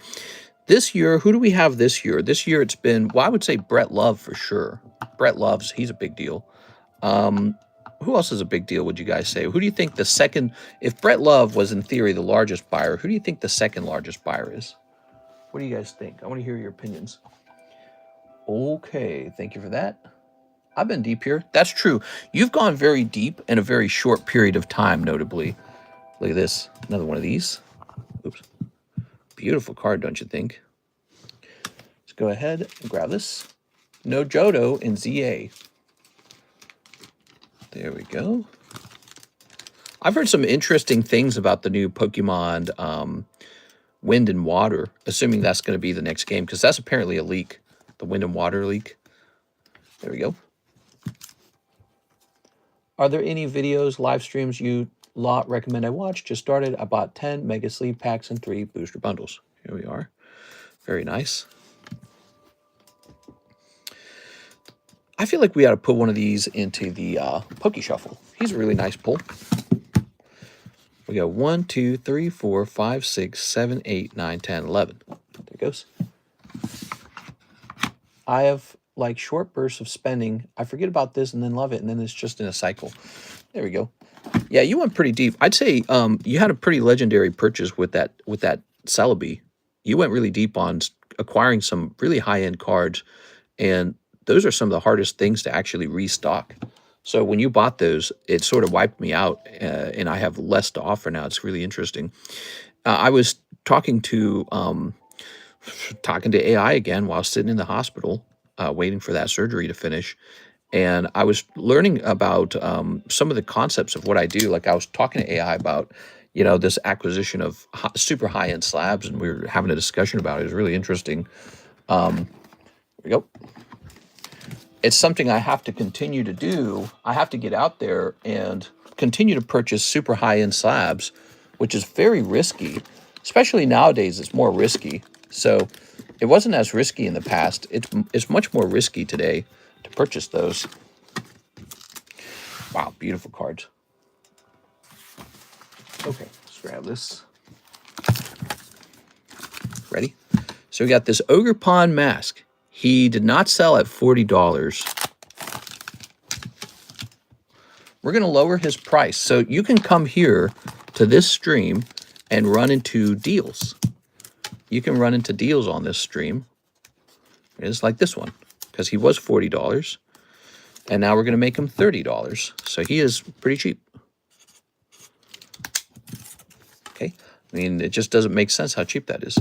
This guy did not sell for as an 8 for $90, which doesn't surprise me. This is one of those types of cards that's much harder to move. I wonder if that... That's a cool card. So this is a Topps Pokemon the Movie 2000 sticker card. It features Lugia and it features Pikachu, and it did not sell. I would really like for it to sell for a large amount because it's a very vintage card. Like this is it comes, to understand it, it comes from one of the most expensive possible boxes of Topps. Like you guys have to understand this set right here. When you see this logo, this is one of the most expensive boxes of Topps that you can buy. I don't think it's the single most expensive, but it is one of the most expensive. We're going to go from $90 to just $45 on this. We're very serious about liquidating our slabs. Very serious about it. So now this should be a very tempting price. Okay. And if it doesn't sell this time, it needs to go up onto eBay for full price. So we won't list at 45 on eBay. It'll probably be listed at 89. Here is a nice Tora Karuta Wigglytuff. Oh, I really like these Tora Karutas. I'm not really in a rush to sell through the Tora Karutas. I think that they're hyper rare. Really hard to get a set of them. This was, you have to think, this set is especially interesting because it was hand cut by a child in 1996. So I have sheets of these where I can cut them up by hand myself. But the problem with that is, even though it appears to be more collectible because I cut it very carefully, this was cut in the moment by a child who had no idea it would be graded. So it was cut in a sort of authentic way, you know? It was cut with the intention to play the game. And I think that that actually gives it a sort of authenticity and a specialness that you can't collect from a guy like me carefully cutting them out of the magazine with the intention of getting a high grade. Does that make sense? So you're collecting the memory of that time period. You can't mimic it today. 2000, the movie Topps and Topps Chrome are the most expensive, says Cody Hodges. Yeah, this is like one of the most expensive boxes of Topps Chrome out there. For eBay authentication, how long does it take at PSA before it ships from PSA to my house? It can take a long time. Yeah, it can be delayed by like a full month. Koga's Ditto. Look at that Koga's Ditto. He's a really cute card. It's a chance for a vintage card. Here are. A unique charm in history. Well, I would say it's an unreplicatable history, because the child opening up that, or not opening it up, but the child cutting that card out of the magazine in 1996, his actions are part of the timepiece. I can't mimic that today, right? Like I have sheets of Korokoro Tora Karutas, right? I have like 2 sheets of them ready to go. I could get like a paper cutter and cut perfectly on the line, perfectly sharp corners, so I could cut it perfectly, and it would get a higher grade perhaps as a result of that. But this is the real deal. You aren't just collecting the card, you're collecting the child's memory. You're collecting the authentic use of the card in that time period. And I don't really think that these Tora Karutas actually require, like, you know, PSA 10s or anything like that. It's almost corny when I cut it really carefully with the paper cutter, as opposed to the real authentic experience of what it was. And so that's kind of how I see them. They're very interesting that way. I'm very confident about them as a result. Okay, so I have a price for our cute little Ditto here. Here's a vintage Ditto from the Gym 2 collection.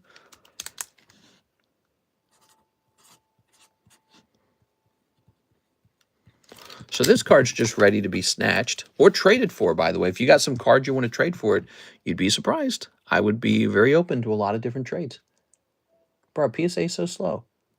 A unique charm in history. The card has the blessing of some Japanese kids. Exactly. The card has the memories. It's got the karma of a Japanese child in that time period. It's got the spirit of the child in it, the samurai spirit. Here we are. Oleana. It would be interesting to meet the kid who cut those, but I guess you couldn't do that. Here we go. Here's an Oleana Rainbow. And it's just graded 10, so it should be really easy to price. Oleana 202. And here it is for like, well, it's about $50 from Canada. Okay, so let's just put down 50.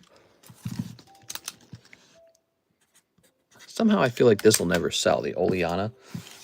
I think it's just because, oh man, you can't get all the, so that's that problem where you can't get all the slabs in the frame. All right, let's go ahead and refresh. Mr. Mahasvara going a little deeper tonight. Holy dude. All right, we're going to have some fun, guys. So we're jumping over here. Wow, tonight's stream definitely brought to you by Mahasvara. We have a little Tai Hua order after that, too. So we got 2 orders in the queue. And, all right, so another box means I got to find another box. I think I have to cut open a fresh case, so I'll be right back, Mr. Mahasvara. Okay.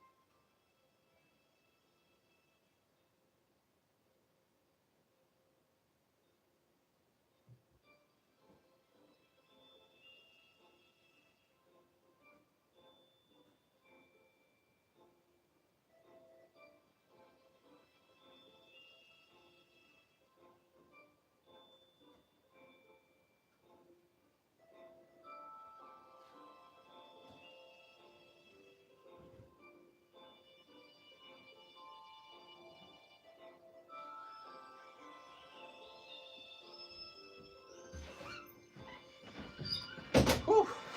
All right. Whoa. Set this here. Set this here. Okay. So this is ME01. It's the Mega Evolution era. How interesting. The Mega Evolution era. Ooh, fresh case. I'm from Canada. Hey, what's up, Mr. Pavez? Ooh. How are things in Canada? Oh, Canada.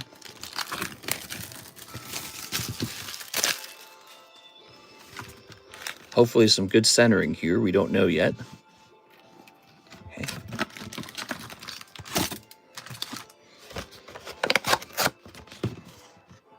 Put this here.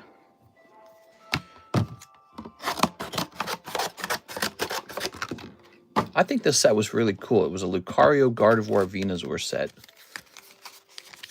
Throwing that away. Acerola is also a good girl card. And I can't remember, was Lily in this set?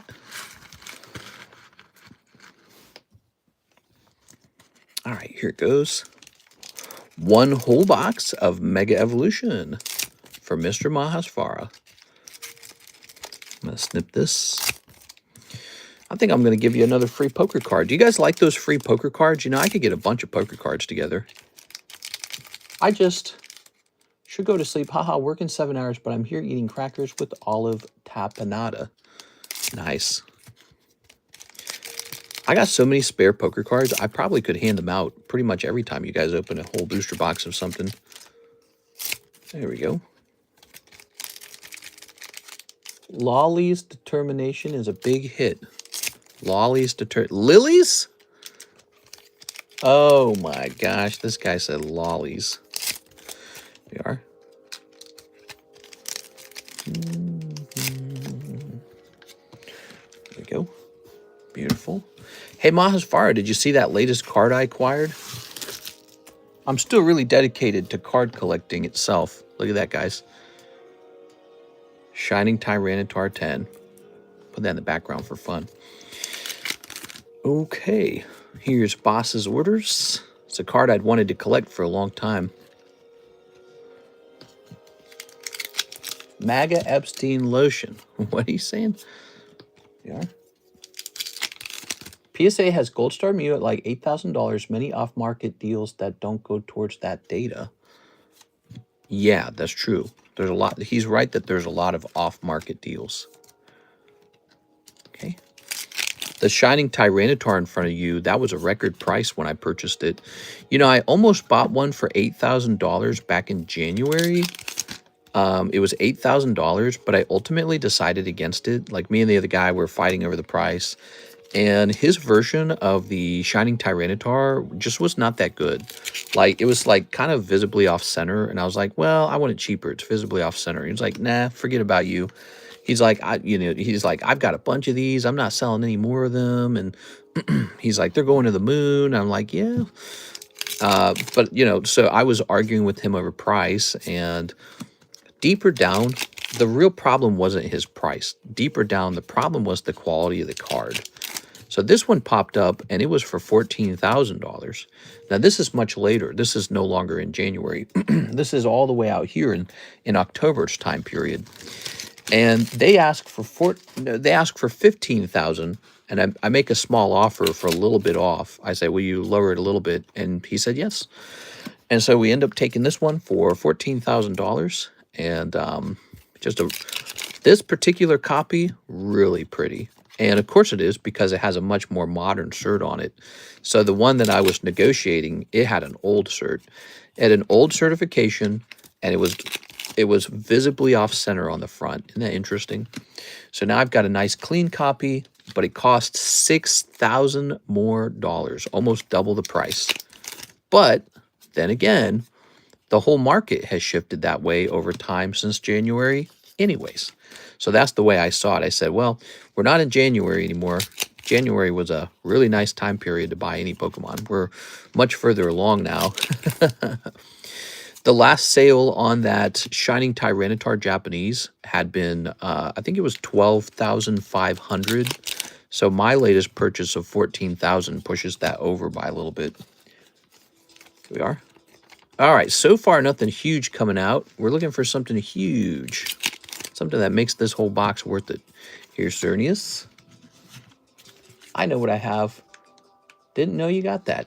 Yes, he was definitely pulling a I know what I have on me. And I get it, actually. When people ask for discounts, when people, I myself get frankly annoyed when I have a very good card for sale and someone starts begging for a cheaper price on it. Zoom in a little bit there. Look at that. The Japanese version of the Shining Tyranitar is much shinier than the English version. But the thing that really attracts me is the population of 67. So he is about 1/3 of the population, almost. Not quite, but almost. So the Japanese variant, much more rare. And I'm such a huge Shining Tyranitar fan. I said I knew I had to have this card. We are. Now, I don't really have any particular card in mind to go after. Did you know that? I'm kind of out of cards that I want to go after. I've pretty much got a collection that I wanted, and I don't really know what I want to collect now. There's nothing really drawing me one way or another. There's not like a card where I go, oh my gosh, I need to have that iconic card or something. Like maybe like a PSA 10 first edition base set Charizard would be nice. But I don't know if he's as good of an investment as, like, let's say, just regular booster boxes of regular cards. I don't know. Something simple like that. It's so easy to track, so easy to liquidate compared to really super high-end cards where you got to find like one super rich buyer. So I don't know. We are. Maybe I'll go buy gold. Have you guys seen the price of gold? Price of gold surpassing $4,000 an ounce. To help you understand that, it was not too long ago that it was $3,000 an ounce. So gold beating the stock market is pretty interesting. I don't know if it's beating the stock market, but it has suddenly jumped significantly. And I think that this reflects that a lot of investors are feeling a little bit wary about where to store their money. When people put money into gold, it's because they, ooh, Mega Mawile. That's definitely one of the cards in this set. Okay, Mega Mawile popping out. When people buy gold, is because they want to store their money somewhere that they feel is safe if the stock market fails. So they go, okay, well, I could buy a business, but, I think that business is going to go down.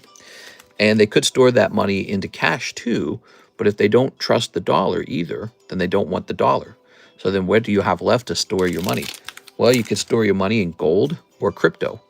But they're saying, we don't want crypto either. We're not sure if crypto is going to stay reliable. So maybe they have a little bit of crypto, or maybe they have a lot of crypto, but they're definitely buying gold. And I think countries are buying gold too. Like, you never really think about that, but banks and countries, they buy gold.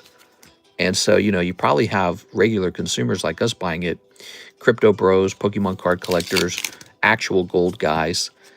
but then also whole ass countries like China buy it. And China, they acquired a lot of gold over time, probably because they were anticipating, you know, some sort of economic struggle in America and perhaps the collapse of the American dollar from our misspending and all of our, you know, we spend more than we earn, right? America does, and our debt gets so unsustainable. Maybe they're expecting some sort of hyperinflation in the US dollar or something. So China started stockpiling lots and lots of gold. So did Russia, by the way.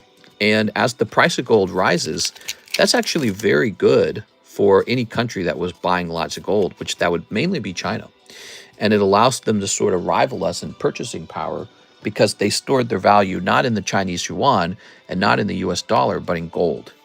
So when gold jumps like that, that's a huge deal for the countries that invested into it. Same like when crypto goes up and the countries who invested into crypto do really well. So El Salvador's been buying crypto, right? But actually, I think the United States government might have been acquiring some crypto too. We know Donald J. Trump himself, he owns, isn't it like $100 million of Bitcoin? Donald Trump owns a large chunk of Bitcoin, so that's really interesting. Here's Ninjask. Ooh. Maybe China's making the wrong move. Maybe the correct move is to own a whole bunch of Bitcoin. Who knows? Here it is. Gimme Ghoul. Dialga. You never really know where to store your money. I know where to store my money. I just store my money in the things that I actually want. Easy, right? Okay, 2 packs left, Mahasvara. 2 more chances for something really good to come out, because so far this box has been poopy. It's been a poopy box. Fresh case poopy box on box number 1. Raikou and... Ah, man, that sucks, dude. You didn't say what happened to the surgery. I missed it, says Louis Sutton. Hey, what's up, Louis? It was a really rough surgery. It lasted like... It started... we got there at like 5 a.m. and it was over by like 2:30 p.m. So it was all just like all day. And the actual surgery itself, I think, lasted about 4 hours. And she had a lot of problems that got snipped out of her, like, you know, reproductive, her uterus, basically. And it was like she had like a cyst. She had like these big lumps of endometriosis, and they even removed her appendix. Her appendix got removed too. Like a whole bunch of stuff got snipped out of her. And yeah, the doctor was like exhausted when it was over. Here we are. But you get a grade for how bad your endometriosis was, and she had like stage 3 endometriosis is what it was ranked as. Like, whew, it only goes up to 4. So she had it real bad, but not, I guess, not as worse as it could have been. But he basically implied she almost was stage 4 for the endometriosis. Here's Ninjask, Night Stretcher, Mega Obama Snow, Kangaskhan, Spiro, Mawile, Mega Camerupt, Executor, Absol, Latias, Helioptile, Mystery Guardian, and Mawile. Man, that's rough. So let me toss this in here, and then let me do this for fun. Let me grab you another free card. You know, I really ought to think about these free cards a little bit, because I feel like I have a lot to offer when it comes to free cards. Get you a little magician, get you a little goblin. Might as well get you, why don't we just get you all of these? I don't even care. So you can have all those for fun, okay? Can you donate me the Tyranitar? I'll donate the Tyranitar. Yeah, let's put your name on it. Would it be fun if if you, for $3, you could have your name on a card, and we'll say it's your card on camera for a while, just for fun? Would that be fun? Here it is. What if you could rent the slab and keep it in the front of the table with your name on it? Would that be funny? There's that, and here's this little guy. Thanks for the free ones. Yes, so this obviously comes from Wind Waker, right? This little dude. But these will come from the original Zelda game, and these will pair with the Dark Nut. Okay, so now you have a whole bunch of these for free. And again, those are actually printed by Nintendo, just like the Pokemon cards are. And PSA grades them, and I know this because I've already graded some. All right, here we are. So you got just tons of hollows. Actually, let's just do another bag, shall we? Okay. You know how to do. I had to write on the outside of the bag what's inside of it. I'm in the market for slabs today. Slab shuffle, please. Mr. Always coming up with funny ideas. Okay. How long until you can get back in there. into the Kuchen. I'm sure she needs to heal for a while, so I'm not going to mess around with anything. Here we go. Mega Evolution 01.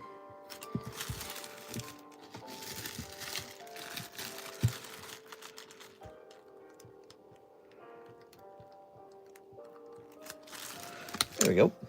I also vote a Slab Shuffle. Slab Shuffle. We have that. It's called the Live Customs and the Poke Shuffle. Dude, what if we did the Poke Shuffle, but it was like a full $40? What do you guys think? $40, put this away real fast. What if we did a $40 Poke Shuffle and it contains some like huge whoppers? Like, I mean, there's no, like the limit will be like $1,000 slab or some crazy crap like that. Would that be interesting?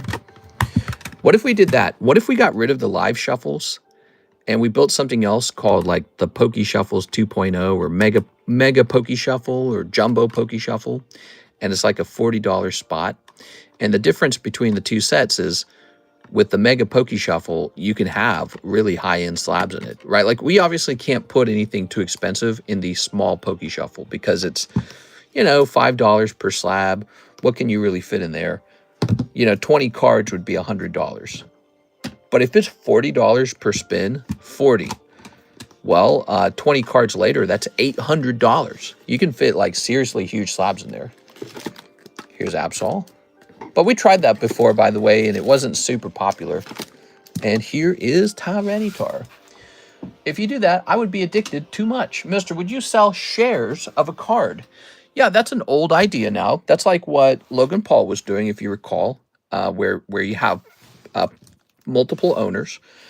And it's a really fascinating idea. I don't think that it worked very well. Like, I don't think that people loved it. But it's an idea that I still am fascinated by. I don't think that it worked, but I think it would have been cool if it had worked. But I think most people, when they think about buying a card, they don't want a share of a card. They want to own it. They want to hold it in their hand. Okay, so what do we have now? Tai Hua. Finish my slab away, plus shipping, no bag, 4 slabs, and 1 oversized Mario Wax Pack slab. That's a good order. I like how you explained every piece of it to me so that there could be no mistakes. Hey, by the way, take a look at this. Dark Charmeleon is up to 3 out of 8 now. There are 5 spots left on this. All right. Well, yeah, what do you guys think? A $40 Poke Shuffle. Is that too crazy of an idea? You think that's too nuts? Share a card is gay. So, finish slab away for Tai Hua. Let's go take a look into your slab.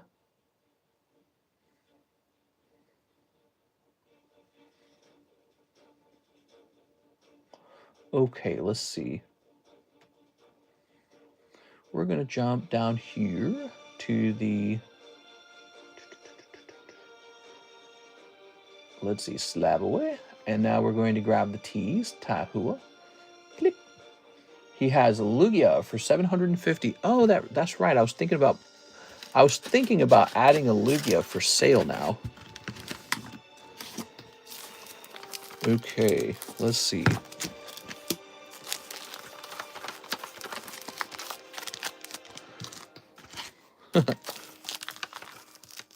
Beautiful cards up here.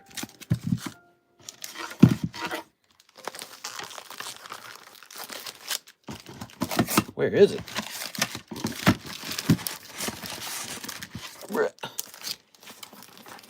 Is it this one? No, that's Larry Ellis. Oh, we must have your card put away in the actual slab boxes. Okay, give me a minute. You must have had a big one. Oh, it's all the way back from May. I should have noticed that. Oops. Free Kaya. You would do it better than Logan. There we go. I probably would, just because I probably care a lot more. Logan Paul probably wants to have it be sort of like this systematized thing that he can walk away from. Whereas for me, it'd probably be more like an everyday thing that I'm very passionate about. Oh, man. I bet this card is so good now. So Tai Hua bought this card into Slabaway. So this is the exact Lugia I was thinking about offering in Slabaway again. See, I was buying up a bunch of those Lugias back then because I felt they were underpriced. He bought that back in May. I guarantee you that's $1,000 card now. Is that $1,000 now? Let's take a look. Gotta be 1,000, right?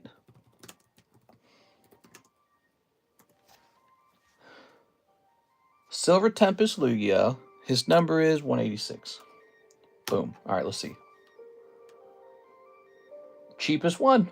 It's like 1,170. Wow. I was so right about this card being underpriced. Wow. It's so beautiful. And you got it for $750 thanks to Slabaway. How amazing. What you guys have to understand is, see how it's a red label? That means back in the day, I likely acquired this for around maybe like $550, $600. Then I overpriced it at $750 and said, look, I don't really want to sell this card, but if you want to put it into Slabaway for a year, we can do $750. And Tai Hua took that gamble on the expectation that the card will go up over time. So he kind of like reserves it and he says, I'll buy it in the future. And it worked. 6 months later, he's getting this for $750 when the cheapest buy now is $1,200 basically. So, you know, about $500 more than the price he put it into Slabaway. So it's like a $500 gain for him. But back when he put this away in May, it only cost him $20 to reserve it. He didn't have to lose any money. So I guess in a way, Slabaway lets you speculate on the market to a certain degree. But I don't know. I was trying to do that again. I was trying to do the red label concept again. And I just felt in my gut like it's a bigger risk for me than it is for you. Like if the gamble goes wrong, you lose 20 bucks, maybe 40 bucks. If the gamble goes wrong for me, I could be sitting on this $1,000 card that fell to 500. And so the gamble is much higher on my side than your side. That's why I don't do more of these. Yeah, the gamble is riskier for me than it is for you. All right, here goes. It's a little more nuanced than that. Oops. Hold on, let's make sure we spell your name right. Okay. So you've got this. Okay. Hey, you probably don't live that far away from me, I found out. Did you know you actually live pretty close to me, Tai Hua? You could actually drive up here and visit. Cancel this. We're going to add signature confirmation on your shipment. So you're going to have slightly more expensive shipping.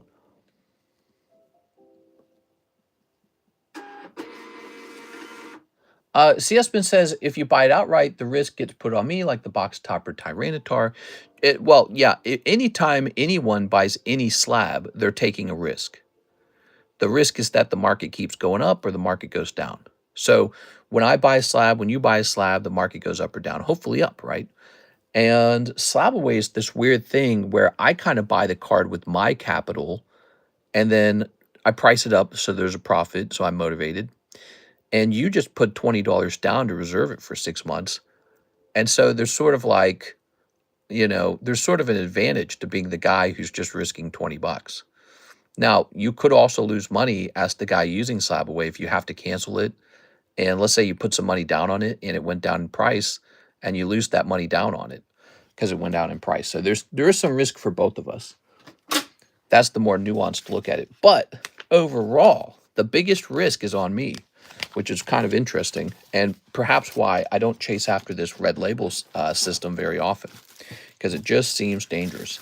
You know what it is? I'm explaining leveraged stock buying. If you think of the cards like stocks and you can borrow money to buy stocks that you normally could not afford, that's what this behavior is like. Wow. It's a bet on the value of the slab moving upward. If it moves downward, somebody's holding the bag. And it's a little bit both of us. That is so interesting. It's a future gamble. Oh, wow. I had to learn all about finances. I had to learn about how that works in the stock market so I can understand how to better implement it over here. Here we are. Here's Mega Gengar. Because if you think about it, if I had done a ton of red labels back in January, we'd all be richer together. You know, a bunch of people would have put a bunch of red label cards into Slab away. I would have then restocked them so that I have a copy, you've got a copy. You would have paid it off over 6 months. Most of them would have been paid off. And then all those cards would have gone up in price. And then I've still got my copy, and I made a little bit of money in Slab away, and you made money too because your card went way up in price. So everybody's happy. But why would anyone want to commit to this style of buying cards? Is because it's a form of gambling on the future of the card stock market. Is a form of gambling. You're leveraging my money into the card market. That's what you're doing. It's my money. That's how the slab gets purchased. And you're leveraging it for $20 and a profit margin for me. Meaning that when you agree to take the red label, you know that you're borrowing the card at a higher price than the market price. Wow, so interesting when you really think about it. And it worked this time, but it's not going to work every time. So, on your label, give me a moment. I need to write Mario Wax Pack. Give me a second. Let me write that down. You're basically leveraging my money, and the reason I do it is because I get promised a little bit of a profit. Maybe we should do the red labels, but the down payment should be a different. Maybe the way it should work is it should actually. Well, I don't know. Maybe it should be 15% of the value of the slab, and if the slab goes down in price, you don't get that 15% back. Now, if it goes up in price, who cares? But if it goes down in price, it does matter. So, okay, let's see. Mr. Taihua, this is going to say large sized PSA booster slab. Okay, Miss Alexis certainly won't mess that up now. It's all a probability. You explain futures. Exactly. Well, and it's not exactly futures. Futures are a little bit different. But it's a similar category as the idea of futures. You're borrowing money on a bet that the item goes up, but the item can actually go down. And when the item goes down, somebody takes a loss. But it's not the broker who takes a loss when it goes down. It's you. You take a loss when it goes down. And in my system, it's a little bit you, but it's actually mostly me that takes a loss. So I'm the one who's gambling mostly, right? That's the problem here. So maybe we could design red label slab away to be more careful. Like basically so that if it collapses, you take the loss, but also maybe I never take as large of a profit margin. So in other words, instead of marking that red label Lugia at 750, maybe it would have marked at 650. You know what I'm saying? But for me, it's no longer a risk to sell it for you. You know what I mean? I'm down for red label slab away. Yeah, maybe I ought to talk to AI really carefully and ask it to optimize the design of slab away. I should do that. Optimize the design of slab away. Okay, so you're the exchange. Here's CS Man, another spot in the Charmeleon. All right, and I responded in Discord. Nice. I'll be sure to read that over. I'll read that over after the stream, maybe. Here we are. All right, Dark Charmeleon. Yeah, so I should allow you guys to take a gamble on the market that doesn't affect me, but allows you to take that gamble through slab away. And I think the way that could work is maybe like doing a 15% down payment on a slab so that you've got more money in the slab and you understand if the price collapses and you want back out of it, you lose all 15% or something like that. Here we go. All right. And that would protect me to a much better degree. Maybe not to a full degree, but at least it makes the gamble less one-sided. And if we were having a system like that, I would be way more interested in red label slab aways. See, we started to work on it again. We started to do red label Slabaways, and I backed out because I was like, you know, I felt the discomfort with the risk that was involved. So that's 4 out of 8. Dark Charmeleon. There are 4 spots left in Dark Charmeleon. I just restocked this product because it's such a good product. There it is. Can people get in this Charmeleon? I'm trying to get it going. Here it is, guys. Beautiful Dark Charmeleon. This is one of the best artworks ever in the Team Rocket set. And the price of the booster packs are shooting upward. Not just that, they're so hard to grade 10, especially with the higher grading standards. And, you know, I just think that there's going to be fewer and fewer of these left to grade over time. Not just that, the price on this card has consistently moved up. So I can assure you, if you were to pull this Dark Charmeleon and just left it in your collection, next year it'll be worth more than when you originally got this. So this is one of those cards that just net moves up all the time, and that's why it's one of my breaks. So I tend to pick the breaks in the similar way that I was choosing the red label Slabaways. I was basically choosing cards that I knew were going to go up, and over here with the breaks, it's the same deal. Like, look at this. Look at this freaking card. Look at this Cubone Misty. It's amazing. And what changed with this card is a bunch of them got graded. So it turned out there were a couple more of them out there in the ether. But I'm sure that time period's over now. It's 2025 now. Everyone knows about grading. What's possibly left to grade. So this card here, beautiful Misty, beautiful Cubone, ripe for price appreciation. Here we have the exceptionally rare Cardos Gengar. And I own a bunch of these, which is the only reason he's a break. And this one's moving real fast. We got 4 out of 8 already. This Halo, this one's more experimental, but I genuinely believe this is a really good card. But the Halo bros need to jump in there. And then this Gengar was also one of my predictions of a card that would likely move upward over time.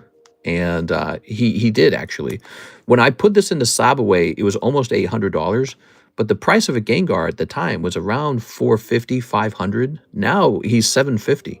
So I've already been proven right on this card. It's already almost doubled. Not doubled, times 1.5. 50% increase. So he's already almost caught up to the premium. He's almost break even with the premium. Really interesting choices.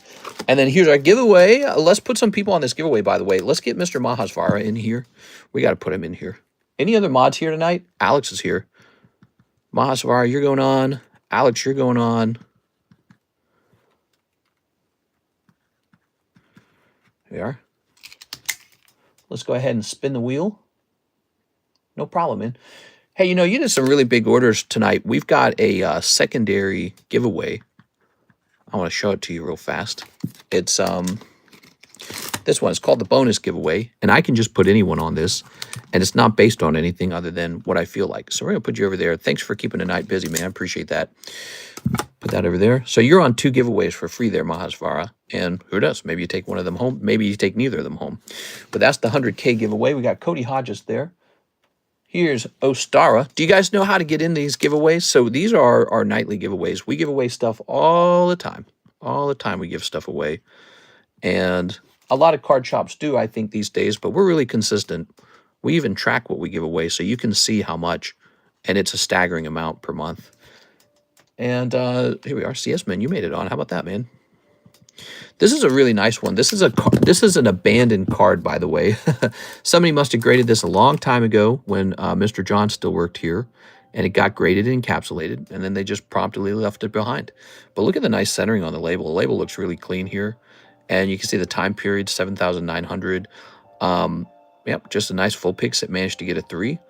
It's worn out little Vulpix, but it's just really well centered and clean looking. And that's one of our cards. So, you know, if you're a fan of Cardconomist YouTube channel or whatever, this is a nice little thing to hold. Now, if you hate it, you could crack it out and regrade it. I don't want that to happen. I like to think it stays in there. There it is. Very fun. Mods assemble. Our Tammy Lowe's here too. Is Tammy here? Let me put you in there too, Tammy. Appreciate all the moderators being here after all these years. Some of you mods are really, really consistent. There it is, Tammy. All right. Okay. I'm just looking today. Lucas Lodge. He says 3 Pokey Shuffles. Lucas Lodge. Okay. We should change the live custom boosters to say the countdown boosters. What do you think? 1, 2, 3. Because I feel like over the years, that's what people understand them as, the countdown boosters. Oh, look at that. Lucas, 2 live. Okay. Cool, man.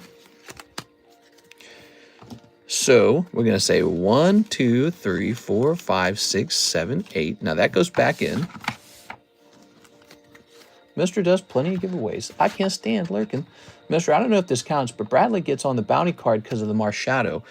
The Marshadow, I think you mentioned the Marshadow was like a $100 card. He could. I mean, I wouldn't hate it. I wouldn't hate it if he got on the bounty for that, or the monthly bounty 1 and a 2. But we got to be careful with the rules here. What do you guys think the rules should be for getting on that bounty? Do you think that Marshadow should be enough? There we go. 2 of these. I'm not close-minded to it. Just remember though, if we put him on it for that, everyone who pulls a similar card to that also has to go on in the future. Go. All right, that was 2 cold live customs. Marshadow is 40 now, is spiked, then it's low. It went down. I think so. It looks sick and it's expensive in a 10. I think that the definition for getting onto the bounty was sort of like you have to pull an alt-art, right? But here's the funny thing. You can pull an alt-art camera up or something like that and nobody wants it. Or you could pull an AR Magikarp from Paldea Evolved, and that's the top pull. So it's really confusing how exactly to set the limit for what's a hit and what's not a hit. It's really confusing, and I think you kind of have to go case by case. In a 10, it's expensive, but that's a lot of cards. Marshadow doesn't count in that case, says Tammy. We should have a systemic or scientific way of saying, hey, this meets a threshold.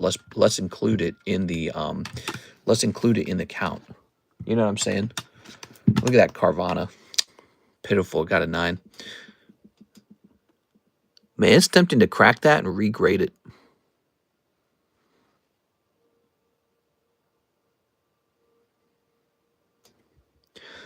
Even if it successfully graded into a 10 with PSA, what could the value of a Carvana 10 be? $70 at best. The gamble on the regrade is bad. So I believe that this card looks borderline from my point of view, but the cost of the regrade might not justify it. That's the problem here. So I believe that this guy's pretty borderline. Does PSA release grades before they ship? Yeah, they do. And not only that, PSA will now make offers on your cards to buy them. So they made an offer on a whole bunch of my cards. I reviewed the offers. They're tempting, but they're not that tempting. I will say this, the cards that are most tempting to accept the offer are on any PSA 9. Because to have PSA just liquidate the 9s right then and there, it's really nice. And I feel like 9s are always the struggle. Okay, so we have this Carvana 9. We're going to ask just 25 for him. That's from the Delta Species collection. Here we have a Dragonite 7.5, and we're going to place him down here to be given away at some point. Dark Ariados 9. I'm really, really disappointed with how these Rocket Returns cards graded. But before we judge them real fast, let's go ahead and scan the tag grading report to find out why it graded 9. Because that's what makes tag grading stand out. When you don't know why it's a 9, they will actually explain in high detail with the grading report. It's much better than subgrades. Much better than subgrades. According to this, the front top left and front bottom left have issues. It shows it here in the picture. So it shows a small white dot in the upper left hand. And over here, it shows actually perhaps a more significant issue in the bottom left hand corner. Let's take a quick look at those now.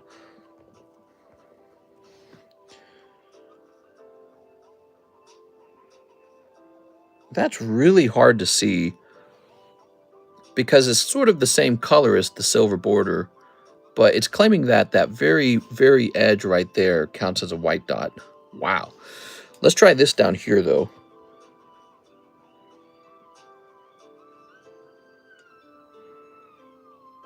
I'm telling you, their grading standards are very high. Let me look at this again. I would with confidence, I would probably purchase one of these tag slabs. So if I saw one for sale, oh yeah, it's really subtle actually.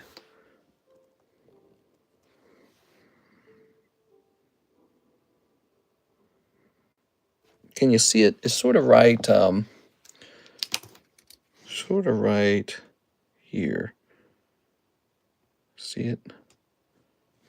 I wish I could get the camera to focus properly, but it won't do it. That is so subtle to the human eye, and yet it is there. So I will accept their outcome on it, but I do believe that this is a borderline card. Meaning, I think if we sent both of those cards back into PSA, there would be a small chance that PSA just hands a 10 out to those. And it makes you question, who do you want to grade with, PSA or tag? Like if tag is too harsh, you start to wonder, hey, maybe I should drift toward PSA. But trust me, PSA is very harsh as well. And oftentimes, since there is no grade report with PSA, oftentimes you have to sit there and just scan the card with your eyes 1,000 times.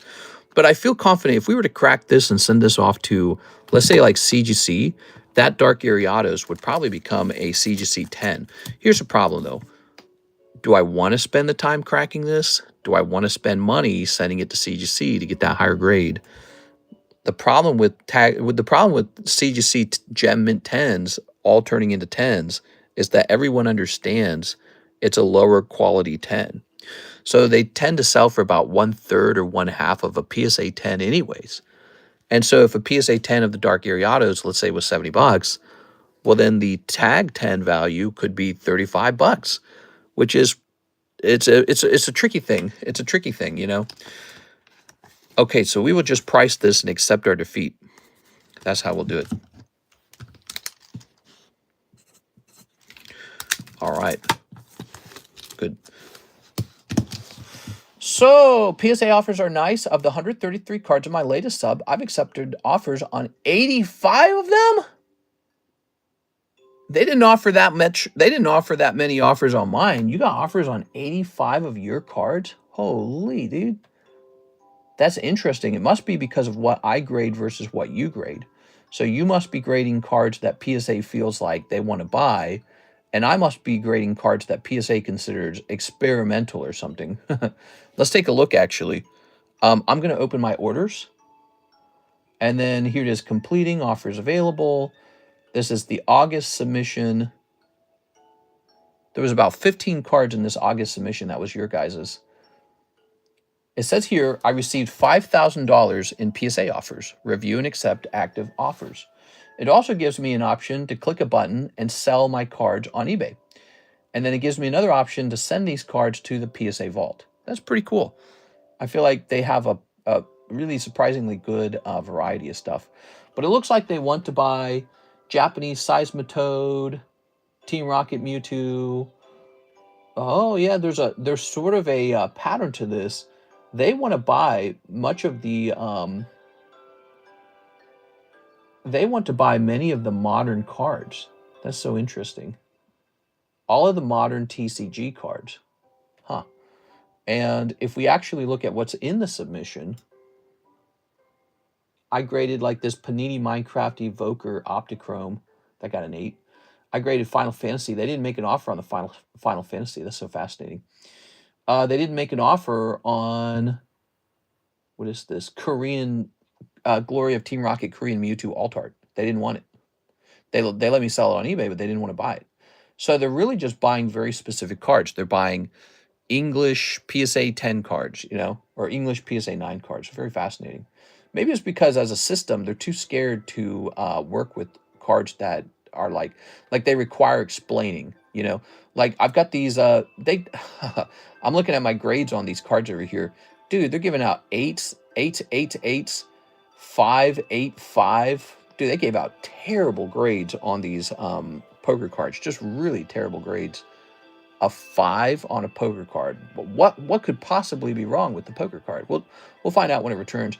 But like here's a Weiss Schwartz Sneaker Bunko Master Servant contract card, one of those big tittied cards. No offer. What a surprise. No offer. This is really fascinating. I think what you're going to see on eBay as a result of this new system, you're going to see a flooding of a lot of PSA 9 cards making it onto eBay. PSA 9, 8, 7, 6, 5, 4, 3, 2, 1. Because now that everyone can hit a button to sell a card on eBay, it's going to be so easy to get them up on eBay. And so that's really, really fascinating because it removes some of the work. Like here's a Mewtwo Ace of Spades, got a 9. I can click a button and sell it. Here's a Metazoo Kuromi's Cryptid Carnival 5 Kuromi. Let me click sell on eBay. Let's see what happens when I click that button. I've never tried this before, by the way. Things to go. Things to know. So we have two options. We can go with auction or buy it now. But for this card, it requires auction. Auction summary, sold and shipped by PSA. PSA selling fee. PSA will retain a selling fee. Things to know, submit for auction on eBay. So I could take this Kuromi card right now and immediately list to eBay through PSA, and they're probably going to create all the details of the listing for me. That's really impressive, you know. PSA and eBay working together is really impressive, no matter how you slice it. Okay, so next up, we have an order from... So we did CS Min, we did Mr. Lucas Launch, and now we're grabbing Alexandra Knur. I graded mostly Sun and Moon era Cosmic Eclipse, Unified Minds, Unbroken Bonds, says Bradley. I did get a 3 on one of my cards. Ah, that's ridiculous. 85 is just the ones I accepted. There are more offers I could take. Wow, that's crazy, man. That's crazy. It's crazy now that PSA offers to buy your cards outright, but it also offers to list your items to eBay within 24 hours of the submission finishing. Sort of changes the game a little bit. Speculative eBay stock play. I think it means a lot of PSA 9s are going to show up on eBay because people are going to just dump them. There's going to be a massive PSA 9 dump. All right, so Alexandra, please, the PSA 10 Kieran Special Art from Consignment October channel and a Black Bolt Korean booster from Ostara. What are you thinking the shipping would cost? Hello, Alexandra. Well, are you international? I think you're suggesting you're international. Let's head over to that Consignment channel. And let's find... What exactly did you say again? You said the Kieran Special Art Rare. Oh, nice. That's an Anthony Kalura card at a really good price. Let's go looking for it, okay? I have to find it now. So, right here. Found it right away, actually. I'm pretty sure if you sell through PSA on eBay, they just take the regular 13% fee that eBay usually takes. Oh. Wow. That's really tempting, actually. But that is very fascinating. It's so fascinating. It's the systematizing of opening packs and liquidating them. That's really interesting. At what point, though, does PSA not complete the final step? They just buy the product themselves, grade it themselves, sell it themselves. You know what I'm saying? Okay. They're not going to be allowed to do that because then they would not look impartial. That's the problem. But, you know, what if they make like a deal to grade with the particular company and that company sends in tons of cards? Yeah, it's weird. You know, it's a market where all these middlemen take cuts. You and I are like middlemen. If PSA could get the product straight from Pokemon, open it up and grade it, it would be cheaper to collect PSA 10s. I believe that's how the coin companies do it. So you can grade with the coin company, but I believe the coin companies receive huge submissions from the actual minters themselves. Is that not right? Somebody tell me if that's wrong. We are? All right. So there you have it. And we have to take care of Mr. Anthony Kalura. He gets a cut of that. This is what's known as consignment. I sell your card for you on the table. It's just a nice little fun thing. You can send in cards that you would like for me to try and sell. Is it in the front? Ah, there it is. Anthony Kalura. All right.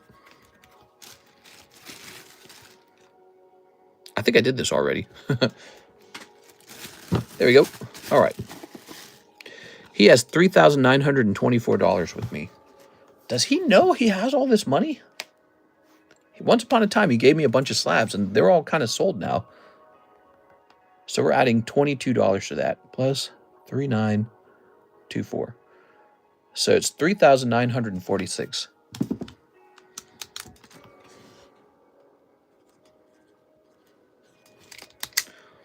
Wow. He has earned all this money, but not spent any of it. Okay. I should offer to do something special for him, like open up an expensive booster box or something. Here's Gengar.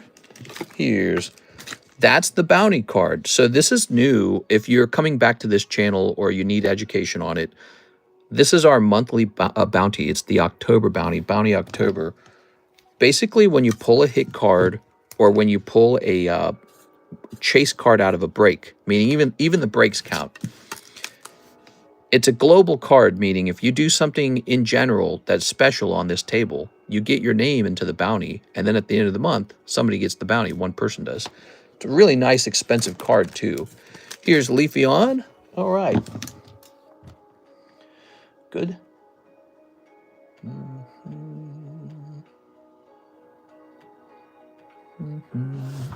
What if he wants the money? Do you cash him out? Yes, we can cash him out as well, but we'll have to do a new recalculation because we'll have to calculate for a cash out rather than a store credit. He's been having me do it as store credit this whole time. Okay, so it's really tempting to sell through PSA on eBay when you figure out that PSA eBay account will get thousands of more eyes on your card than trying to list it yourself. That's true. You know, I've ran into those PSA listings on eBay, and I always feel so comfortable when I buy directly from PSA. PSA, you know, they have such a very good brand. It's all really fascinating. Here's Jose Santos. He says $40 slab away for Giovanni's Machamp and $45 for Starbirth Korean. Finally, Mister, my first purchase. His first purchase, everybody. What do you think of that? So awesome. All right, so let's go grab, let's see, the Giovanni's Machamp, which is a very beautiful card. His first order, guys. All right, welcome. Here's that beautiful Tag 10 Machamp. Yeah, it's really fascinating.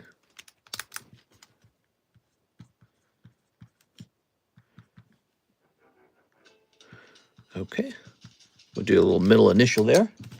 How long does PSA take in the grading stage? A pretty long time, depending on how you sent it to grade. I think my marker's dying. I noticed it's hard to read that unless we tilt it. Okay. Go to Slab Away. Now, in Slab Away, we're going to scroll down to the JOs. It's all alphabetized, right? It's alphabetized. So here's a Jose Arredondo, Jose Achilles. I think you're going to be right under Jose Achilles. October 25, T. Santos. And it's going to say Tag 10, Jim Machamp, Japanese. And he was at 270, right? 270. And so you'll owe $250 left on him. He has 250 left. Have fun with that. And now the second part of your order, $45 for a Starbirth Korean. I'll be right back, guys. Let's go grab a Starbirth Korean.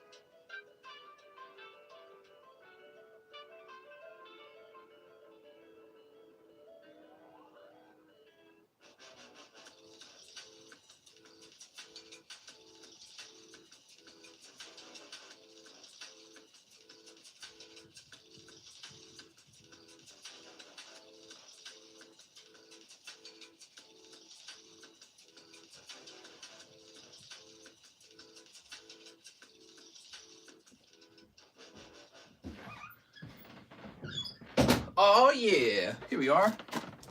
So, scooching my buns in here. Boop. Cardconomist Gold is at $6,500 AUD. Could you translate that into dollars for us real fast? Most people in here will want to hear what that means in dollars. US dollars. There we go. Here we are. Yeah, gold's way, way, way up.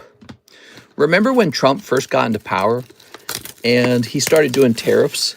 And as a result of the tariffs, I started buying a little bit of gold to offer to the audience. I want you guys to remember this because I actually sold some gold to the audience. And then people kind of lost interest in it after that. And I sort of stopped pushing it. Well, apparently buying gold was not a bad move. Gold was a good thing to buy and a good thing to hold. That's $4,200 USD. We are. I think, you know, people have to be careful with gold because ultimately it is a shiny rock. And there could be a run on gold at the moment. We are. I guess the fact that there's sort of a run on gold shows you why the US dollar had to disconnect itself from the gold. You know, you don't want that connection. There we go. All right. The main buyers are the banks. That's what I was going to say. Like, we don't truly know who's even buying it. Could be the banks, could be China, could be Russia, could be many other countries all wanting to buy it at the same time. All right, one whole box. Let's see. Let's jump back over here. Thank you, Mr. Santos. Here's Garchomp looking great. Here's a cold pack. Here's a little Starbirth, crazy looking guy. Set this here. Here's a holo. Here's a holo Bidoof. One of the best-selling products this year was actually a Korean set. Did you know that? It was Korean Destined Rivals, or I should say Korean Glory of Team Rocket. People loved opening that. We opened multiple cases of it, and a case of Korean is like 30 boxes, which tells you the true numbers. So, like, we might have opened close to, like, I don't know, like maybe like 120 boxes of the Korean set. It's just so much fun to open. It's so cheap. And you don't have to open it with the intention of like making some humongous flip. You can just open it because opening packs are fun. No other reason. Raichu coming out of this box. Here we are. Lovely. Charizard. It's not like people like 2008, so it's unlikely to have much downside. Oh, I see what you're saying. So what you're saying is what we're seeing is probably just the price of gold moving up in a sort of longer lasting way because it's not a sudden panic purchase during like a recession. Yeah, it's, you know, people get FOMO really fast. And so today is a great day for the gold guys because gold guys have been watching crypto climb, the stock market climb, real estate's been climbing. And over the years, gold has remained relatively kind of stable and flat, not moving up with the rest of those things. And so here are my thoughts on the gold jumping finally. It just sort of puts it in alignment with everything, doesn't it? You know, it just sort of helps it catch up to the fact that houses have doubled in price and Pokemon cards have quadrupled in price and stock has just absolutely gone up like a steep vertical incline. And so gold's just kind of catching up to all those other things. And maybe it's the banks, maybe it's China, maybe it's the United States buying it. Who knows who's buying it, who the big buyer is. But somebody's buying it saying, hey, I want some of this stuff. And it's going to be a little bit of gold FOMO for a while. It could go much higher. Peter Schiff, he's a big gold guy, big gold advocate. So is Robert Kiyosaki. They both trust gold because they don't trust the US dollar. And they've just been kind of waiting for a scenario where those things climb really high in value. So today's a good day for them. They're eating good. There we go. Yeah, I mean, they've looked kind of old and foolish for a long time buying nothing but gold. And now gold's shifting and it turns out gold's just another good thing you could have owned. You just had to be super patient with it. Here it is. And I've heard gold kind of works that way too. I've heard that gold will stay dormant for a long time and then all of a sudden it'll just get really expensive. There we go. Gold is the only real tangible asset. So I don't think in those terms. I don't think in those terms. I used to because gold guys will say something like that. But there's a more, I want to write a book on this kind of stuff, almost like college money theory or something like that. And like the theory of value or something like that. The gold is just a storage unit. It's like a token. very similar, in fact, to Bitcoin, or the U.S. dollar is a store. It's a token. You could call this a token. This is a token of value, and it's measuring something. But what it's measuring is human time, human labor. That's what it's measuring. It's measuring value, and value is coming out of the production of goods, the extraction of raw materials. It's coming out of human desire, demand for something in particular, and you need some way to measure the demand for something.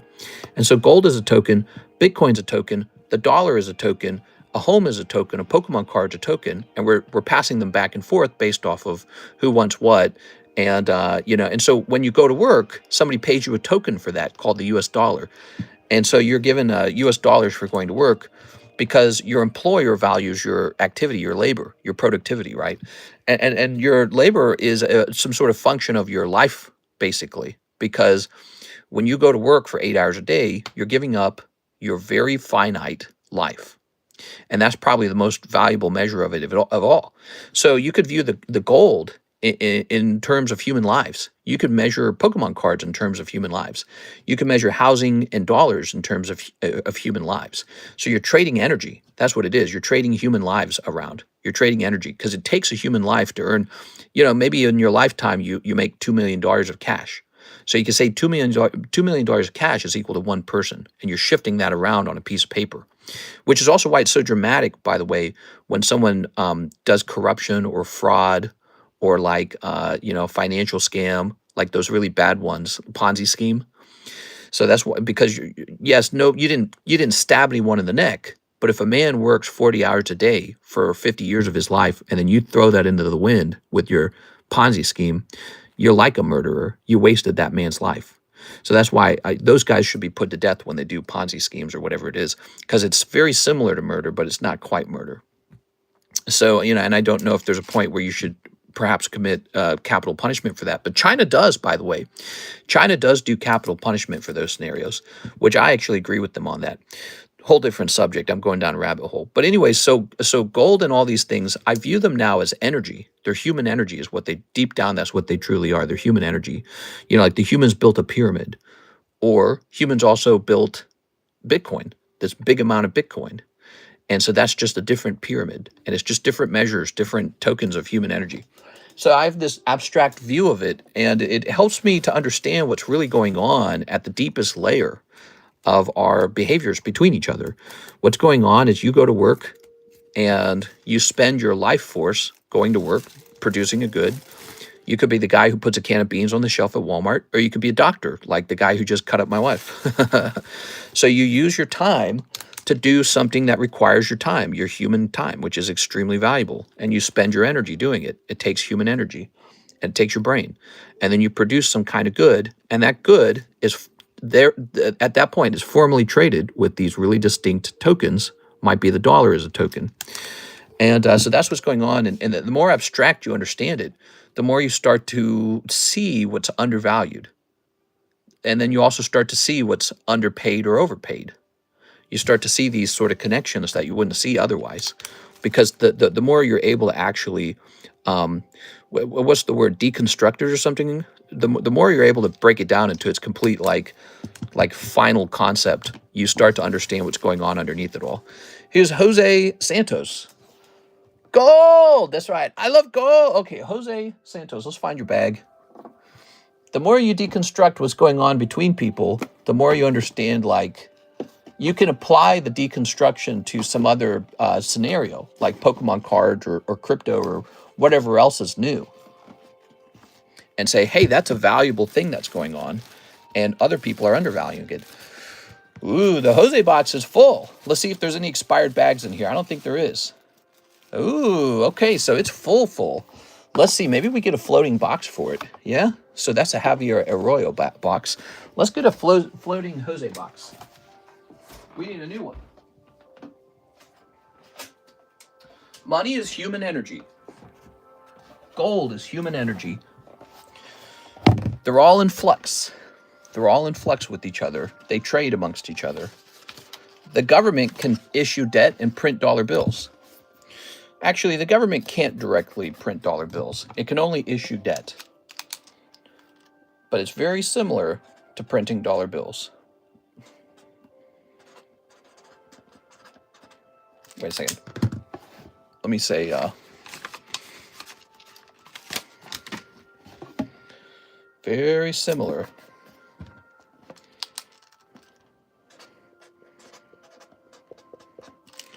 All right, another J box just got created. The J's needed another box. Super cool. All right. Whew. Gold is the only real tangible asset. Mr. is talking about economics again. Values in the eye of the beholder. Silver did 1 week what major stock indexes take all year to do. Gold also. Yeah, but then again, when you look at stocks have had this remarkable run. They really have. They truly have. Year over year over year. And I think that gold and silver are basically correcting to be what they should be. You know what I'm saying? So if we go over here to like Bitcoin, look at what Bitcoin's done. Look at that mountain. That's the mountain, right? If we go over to Amazon, okay, look at Amazon. It's a mountain. That's crazy. So everything's been shooting up in value, and probably people are realizing, wait a second, gold and silver are not going anywhere. Look at Walmart. That's like near vertical. And gold and silver didn't do that. Gold and silver did not have this near vertical climb, but they're finally lifting. Because people are probably going, is Walmart really worth that much? And they're going, is AI really worth that much? Gold price chart. Okay. So let's have it be max. So finally, if you look, for a long time, gold didn't move very much. And then we got 2024, it starts to move upward. And finally, it's moving like a spike like everything else. So everything's been moving like a spike, and now gold is too. Good for gold. It's a good thing that it's moving like that now. All right, because it sort of puts it in alignment with everything else. Where do you sell? I love gold. It's the Trump effect. Yeah, I would say Trump could have caused some of this too with how dangerous he is. He kind of comes in and he says, you know what? Let's just have 100% tariff on our biggest importer. What? So if he's willing to do that just on a whim, people are going, all right, I don't trust this economy. This economy is way overpriced, and Trump's like capable of destroying the whole thing if he wants. So it's really interesting.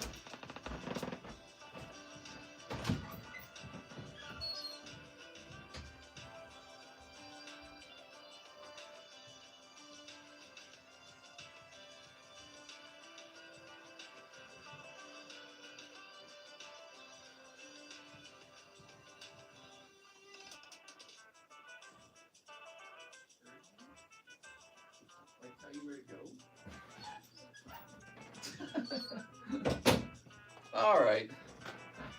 Karis is up. She can't sleep or something. We are? All right. Ooh. So I was grabbing another box of Starbirth for our friend. Where's he going? Well, I was getting another box of Starbirth for our friend, Mr. Jose Toro Santos. Oh, yeah.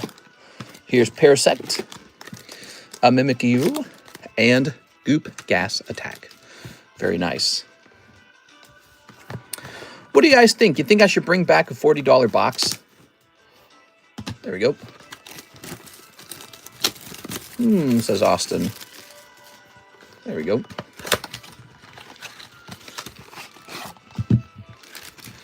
Oh, yeah.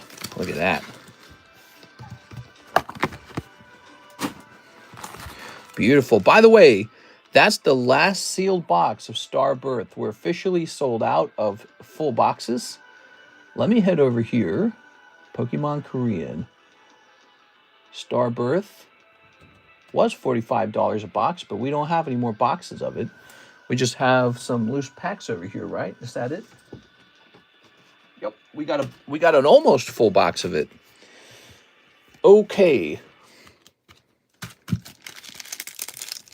That's some Minecraft music, by the way. If you didn't know that, that's Minecraft music we're listening to. Gold, Pokemon cards, real estate, vehicles, fine art, wine, Rolex watches. What do people really want to own? Gold's cool. You can stack it up in a corner and feel like you've made the smart financial move. But the funny thing is, it really was not a good financial move until basically this year. It was a pretty lame financial move for most of the last 5 years. The stock market exploded while gold kind of sat there in a corner for a long time going, I don't know. I mean, why would anyone want gold when the stock market's moving so aggressively? They go, I'm not buying gold. Look at it, it's flat. The stock market's doing great. Now people are thinking they want gold probably because of how crazy Trump is with the tariffs. He says, oh yeah, 100% tariff on China. Like, what? And China's kind of signaling that they're willing to, be economically in conflict with us as well. Like running a monopoly on rare earth materials and then saying, you can't really buy any of this from us. We won't allow it. We are. Which I think what the United States should do to respond to that is we better start drilling our own rare earth minerals. Or we better start figuring out how to supply our own rare earth minerals right away. It shows how being overly dependent on another country backfires on you when they decide, hey, let's raise the price on this significantly. Whimsicott. One Whimsicott. So you got Raichu and Whimsicott. I'm sorry, man. Nothing super crazy coming out of those boxes. You're a first-time order. Let's get you some free cards. We are. You got to get some free cards out of there. Here's Garchomp. Clefable. What a throwback set. Isn't it nice opening this? Okay, there's Cynthia. Whimsicott. Cute little Whimsicott. Here's Charizard. The Charizards are nice. They're gatekeeping the rare earth minerals. Tawar. The rare earth minerals are very interesting because they're not, according to something I read recently, they're not actually that rare. Like, they're not as rare as, like, gold, right? Gold's actually really rare. What's going on is they've done all the work, basically. So they've got the extraction methods down. They've located where can we get some of these minerals. So they've done all the work of extracting rare earth minerals. And that's where they really have the monopoly. It's not so much that it's impossible to find these minerals, but it is a lot of infrastructure and a lot of work and a lot of energy, a lot of labor to extract them. So they do it very well and they do it cheaply, and we want it because we want it for chips. We want it for the military. We use it for a lot of actually pretty important products. And then they're going, you could get some of this from us for a higher price. And Trump's saying, no way, Jose, let's have a big fight over it. And now the price of gold is jumping. And by the way, that actually strengthens China's position, the price of gold jumping. So that's great for China. All right. I think they're going to do very well as a country over time. Economically, they're very close to us. No other country comes close. If you ran a chart, the chart would look something like this. Here, I'll just write it on an energy card. So imagine each of these lines is a different country. Some countries do a little more. You got some bigger countries, and then you got the United States and China, which are kind of like this. USA and China. So, if you could measure the economies of all these different countries, this would be like UK and Germany over here, UK and Germany. And then you got USA and China are like way ahead of the rest. Actually, these bars are probably too tall for UK and Germany. They're more like down here. So their countries are not doing very well. So there's this massive race going on just between these two countries, and nothing else comes close. There you go. Do you ever think about how much gold is in outer space? Oh, all the time. Yeah, a lot of people talk about the fact that gold could become suddenly an inflated... so this is what I talk about. People treat gold like it's infinitely rare, but it's not, is it? It actually came to Earth in a comet. A comet smashed into the Earth, and that's how we got gold. And so how much gold is on the moon? Ooh, could be a lot. But also, if we built airplanes that in general were just very good at flying into space, landing on a big asteroid or something, extracting a ton of gold, and then flying it back to Earth, how does that change the price of gold? That could change it a lot. So we don't know yet. We could get very good at that in the far-flung future. We could get very good at that. All right, so Mr. Jose Toros, let's get you a couple free cards here. You ready? let's get you a couple of these. 1, 2, 3, 4, 5. Here we go. Oh, where's it get you 6? Okay, you're gonna have 6 free poker cards here. Is Russia in between U.S., China, and U.K., Germany in terms of economy? No, actually, Russia. Let me see. Chart showing every major country's economy. Major country's economy. Okay, there we go. So it looks something like this. So here we have the United States with 23 trillion. Wow. And there's Canada, it's a little sliver. There's Mexico's a little sliver. I don't know what, is that Puerto Rico? Something America? Here's Brazil. You know, you got these South American countries down here. They don't do much. USA, 23 trillion is huge. And then you come over here, China, 17 trillion. They're the only thing that comes even slightly close to us. 23 trillion and 17 trillion. Japan's got a respectable 5. India's got a respectable 3. But, you know, Japan, they're pretty advanced and they're decently large, and they only come up to 5.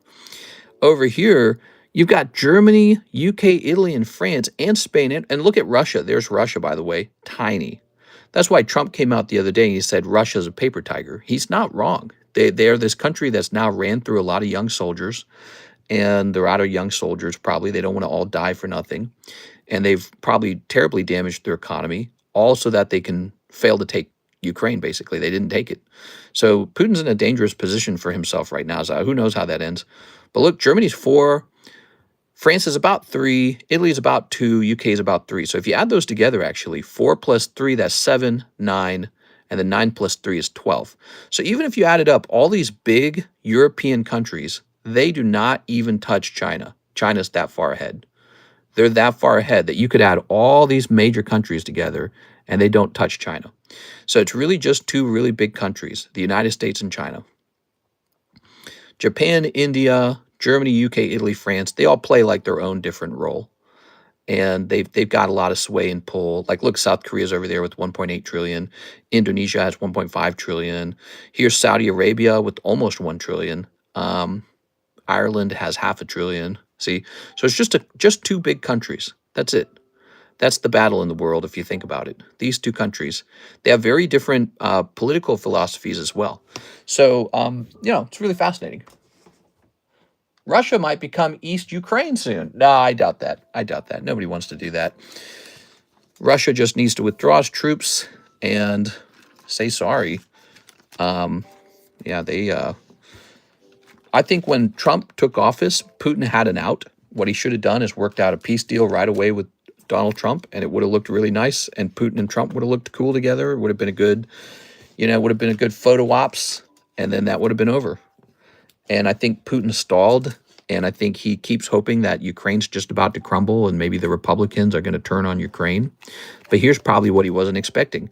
Trump got a minerals deal, a rare earth minerals deal with Ukraine going. So it doesn't work that way anymore. Now it's like, now we're doing business. All right, beautiful Mr. Jose Santos, let's grab this out of the new box. And you got your lovely poker cards. He literally threw Ukraine under the bus just to prove a point. Yeah. Huh, interesting. Japan has Pokemon. Yeah, Japan's very advanced. I like Japan a lot. Japan's advanced. They got a lot of people, actually. It's not a small number of people, although the problem is their population is shrinking. But interestingly, everybody's got a shrinking population, even China. Even in China, they're not having babies. So it's a problem around the world and just about everywhere, except for sort of like Muslim countries, which even the wealthiest Muslim countries, those are starting to see shrinkage. And there's one country where it's not a problem, and it's Africa. And if you noticed something about that economy, Africa's got one of the worst economies in the world. Like, where even is it on the map? It's not even on here. Like, look, this says rest of Europe. What does that even mean? Rest of Europe. Look, South Africa, but you know, South Africa. Nigeria has almost a $500 billion. And then, so Nigeria has almost a $500,000. I'm sorry, $500 billion. And then rest of Africa, 48 countries together have just 1 trillion. That's nothing. So yeah, their cut right here is tiny. And yet they have the most children of anyone. They're having tons of children. So from now on, I don't want to hear anyone talk about how the problem of not having children is a function of there not being enough money. It is actually the case that countries that have plenty of money just don't want to have kids. So it's not a function of money. It's a totally different issue. The country having the most children has the least amount of money. And that's very similar in a lot of places. Okay. So it's a different issue than, oh, well, we just don't have enough. Actually, you have more than anyone. Okay, let's grab some of these beautiful slabs. Pretty interesting. Tokyo, the largest city in the world. Fun fact, population-wise. Could it not be because of your purchase power parity? Like, sure, Africa is more broke, but everything is cheaper there. We are. I think if you look at the way that they live, you know, like in some of these, I don't know, just really, really undeveloped areas, it's surprising to discover that they're then having tons of children. But the real thing that's probably going on there is probably just close to zero feminism at all. Zero. Women do not have those kinds of rights. There's nobody's thinking that way. You are born, and if you're a girl, it's probably like, who are you going to marry and have children with? And as a guy, you're probably just like, what are you going to do to have children? And that's the only conversation. So we don't have that conversation in advanced countries. What we say is, how big is your house going to be? How many stocks are you going to own? How long can you play video games and buy cool playing cards? Girls are like, I'm going to be a girl boss babe CEO, and no man's ever going to touch me or talk to me. And you got a bunch of femcells. You got a bunch of incel men and hikikimoris. So, you know, we have this weird sort of like, I call it the sickly Victorian child era, but it's happening all over again. So we have this scenario where we're in the rich countries and we inherited the idea of inheriting, you know, living in that country. So you were born in and raised in a very wealthy country, and you're so privileged that you can avoid like reality. You can avoid survivalism itself, which is to just have to have children and procreate. You don't have to do that because you're too wealthy to have to do that. And I think that that's kind of what's going on. All right, let's see. So we got this beautiful Gengar, Trick or Treat Gengar, $37. We are. So there's, you know, and that's, you see a similar thing in the Muslim Arab countries. They don't do any feminism. They don't want it. They reject it. In fact, it's like a thing that they fully reject. And then guess what? They have plenty of children. And so, but that's only if you consider that good to have children. If you consider that a good thing. That's a funny thing. Here in the West, we go, that's not good. We don't care about having a lot of children. What we care about is having equal rights. That's the biggest thing to us. And then you get the equal rights, and then people don't have kids. And that's how it just kind of works out. It just works out that way. So it's different values, you know. And in the Muslim countries, they value Islam. And then Islam says you better go have a bunch of kids and conquer all these, you know, all-ins. There we go. So they have sort of like a cause or something. They have like something to do. And we don't. So we just sort of chase after, we chase after sort of like, I would argue hedonism is probably our biggest driver in the West. Our biggest driver in the West is sort of like, how do we make our lives higher quality? And what does higher quality really mean when you break it down? It means more parties, more drugs, more things that are like drugs, like dopamine things, more vacations, you know, less work. So we like decadence. Decadence is our primary driver. And in religious, like severely religious groups, their main driver is more like doing what the Holy Book says. And the book says, hey, you better have tons of children, and now you need to worship God. And by the way, God says you better conquer all the world in my name, da-da-da-da-da. You know, so very different values. And yeah, so in the West, we've become secular. And I would say hedonism is our main philosophy. You may not think you're a hedonist, but if you actually worked, like if you actually like reverse engineered what you care about in the world, what you care about in life, if you reverse engineered it, you'd realize you're either a hedonist full on, or it's like your second biggest value. So that's what you would figure out has become very important to modern humans. It's just, how do I live a higher quality life? And by higher quality, we mean, you know, sex, drugs, and rock and roll, basically. all the good stuff and none of the bad stuff. Spinnerack, all getting these 9s, dude. Crazy. It's too expensive to have kids. Look at the gig economy as another example. Better drugs, new slabs, praise, something. Doing drugs off your grail slabs. If you really think about it as well, they don't have access to contraceptives like we do in the US. Every person has access to Plan Bs. Here in America, they don't have that and can't afford birth control. You could definitely make the argument as well that you can be so poor that you can't even afford to buy birth control. So I don't know if that's 100% the issue, though, because you have a lot of, I would say a lot of Arab countries do have access to birth control and they don't want to use it. They view it as an issue. The Catholics view it as an issue, too. The Catholics say no birth control. So I don't think that that's the final deciding factor. So these are pretty cool. This is going to be a Yukimori, right? Yep, Yukimori Spinnerack from Rocket Returns. And we're just going to ask 20 bucks on these.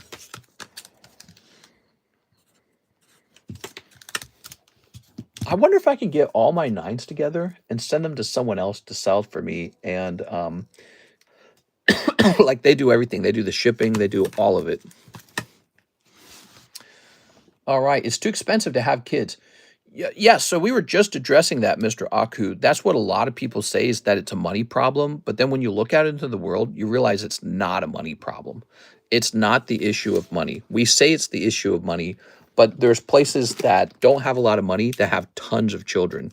And so, and when you think about the humans in the past, you know, like during caveman times when we were living on sticks and stones, they weren't going, oh, we can't have babies. I can't afford the sticks and the stones. They weren't saying that. They were just having babies. Look at that, 20 bucks for this ganger. Let's take a picture. Those countries have extra punishments for young women to keep them in line. There we go.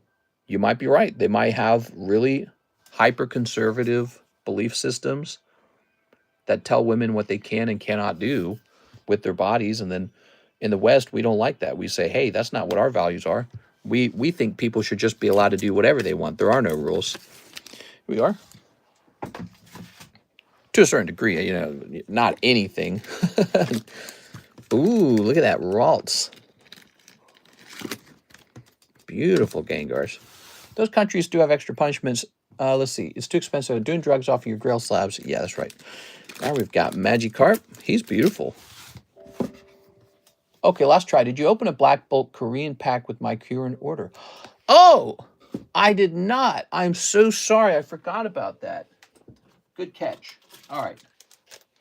Here, let's get you a bonus card with it. You want a bonus card tonight? Oh, here, I know. We'll put you on the giveaway. Here we are. All right. You are on the giveaway. We'll put you on there twice. Here you go, Ostara. Sorry about that. Okay. I remember that order, and I remember getting the Kieran, and I remember I calculated Mr. Anthony Kalura's cut, and then I must have forgotten the booster pack right after that point. My bad.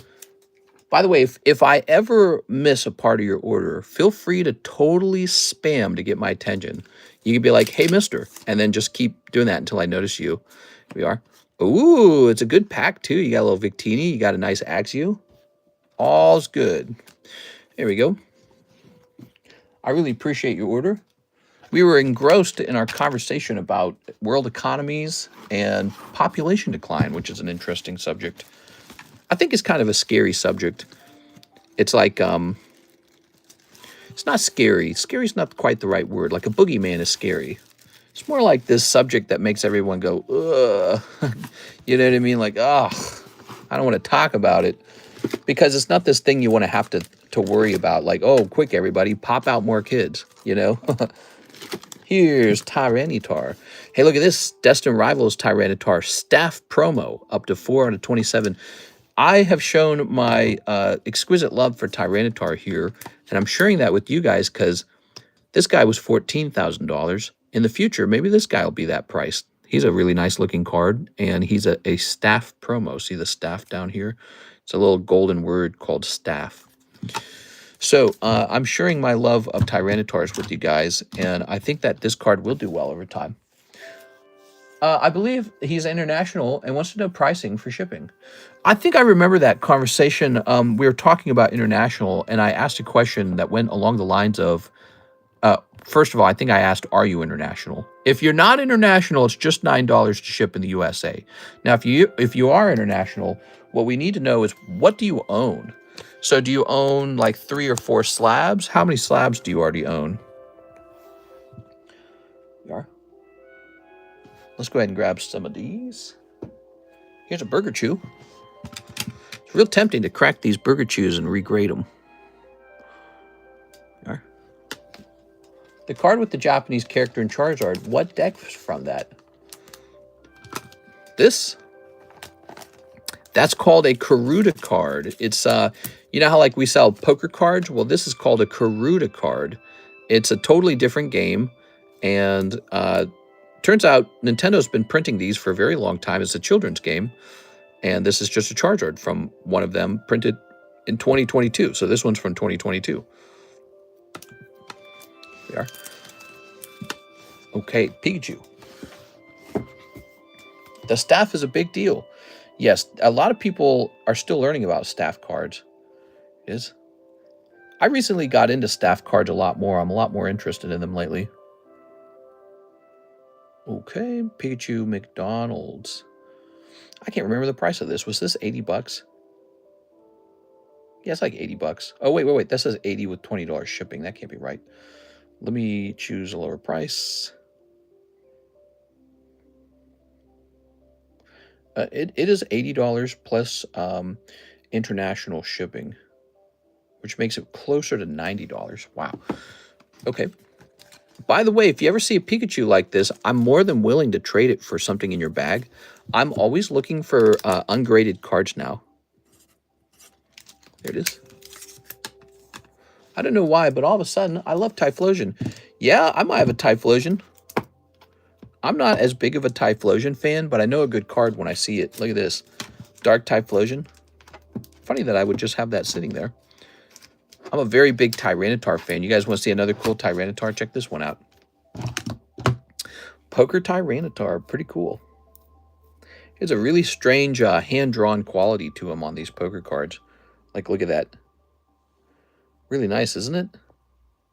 Not a lot of Tyranitar cards out there that are drawn so clearly.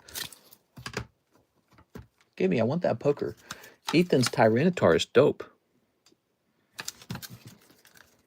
This card's actually supposed to be for sale. Look, he's a 7. Supposed to price that. Okay. I want that poker. What up, Austin? Okay, let's toss this guy over a schmear. Put this guy back in this box. So this Dark Typhlosion, I think, is especially good because if you look carefully, he's actually got like this perfect little swirl on his back. Isn't that nice?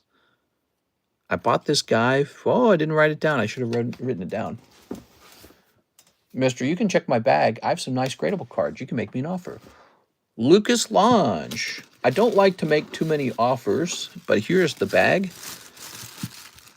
You can tell me if there's a slab you'd like to trade the whole bag for, maybe. Here's a little Magneton, Noctowl. Here's a Tyranitar, Suicune. There's the tree, Erica's Tangela. Got some Korean cards here. Mega Lopunny. This is looking thin on the bottom left corner. Here's Charmander. I do like the Charmander. Froakie, Frogadier, Horsey, Seadra, Ursaluna, Ogerpon, Slowking. Here it is. All right. Flip this around. Oh, it's not a bad Charmander. It's got 2 half dots on the upper corners. You never know, though. You never know. Take a shot grading it. I'll put that against the top loader. Lopunny is the opposite of thin. She's thick. There you go, Mr. Lucas. Can I slab away the Typhlosion? Let me think about it. I think I've got a really good copy there with that swirl. Hold on. Let me see. How much would he cost to replace today? PSA 10. First Dark Typhlosion. Oops.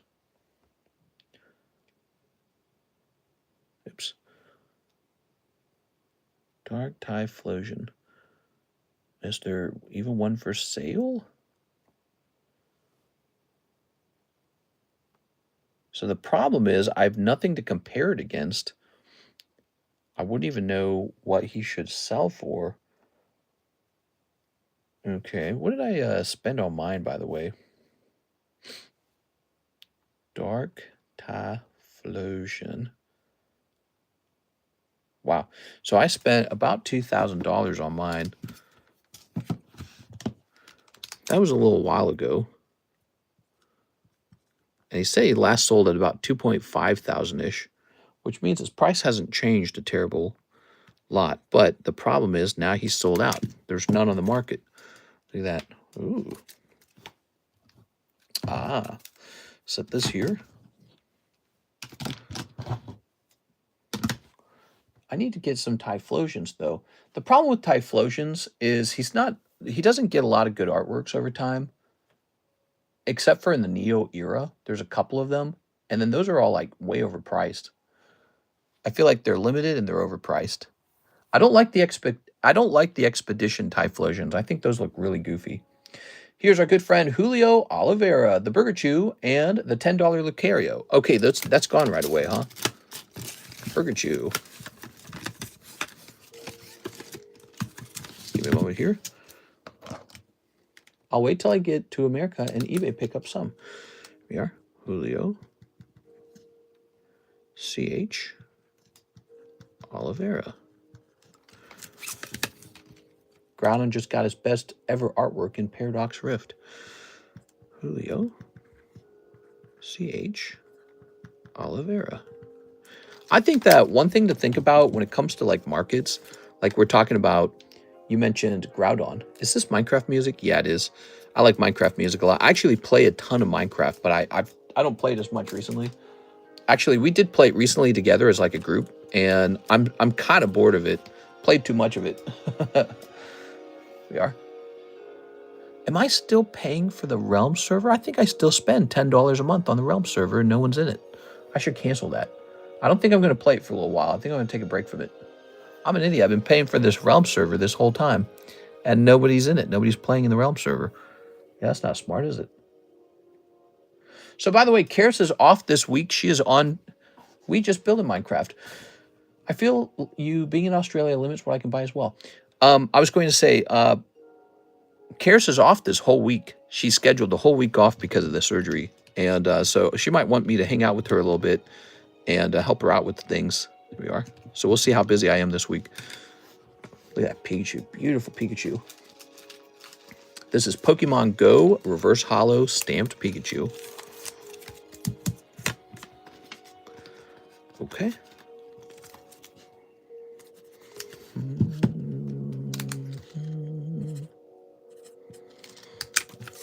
There we go. We got Raticate and Geodude. Ooh. I wonder if I could just stack all of my PSA 9s up, do a video recording of them, and then hand them off to somebody else to consign them for me. Like, what if I helped somebody launch their own consignment program? I wonder if that would be interesting. How would that work, though? I don't think that would work very well. Mister, are you doing anything for fun for 100,000 subs next week? 100,000 subs next week. How close are we, actually? We're getting real close, aren't we? God, it's so nice. Okay, let's see. Wow, we're at 99,400 subscribers, everybody. 99,400 subscribers. Wow. We're getting close. I think it'll happen in December. I think we hit 100,000 subscribers in December. It's my Christmas gift. 100 subs per day. I wish, but no, not really. That was like what we were doing back on the TheCardconomist, and we broke 100,000 very rapidly on that channel. It took us like 2 years. It took us 2 years and we broke 100,000.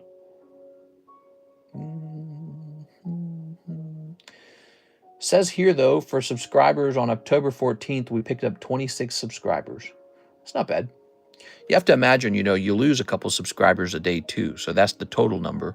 So the real number of subscribers picked up that day might have been like, I don't know, like 30. It's cool.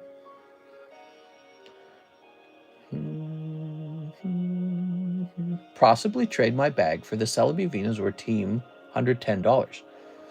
Let's see. Celebi Venusaur tag team. Is that like in the Discord server?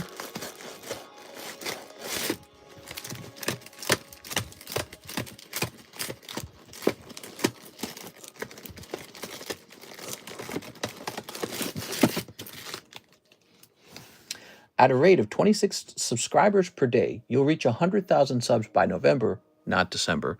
I take a conservative approach. Like, I assume something could go wrong that would slow it down.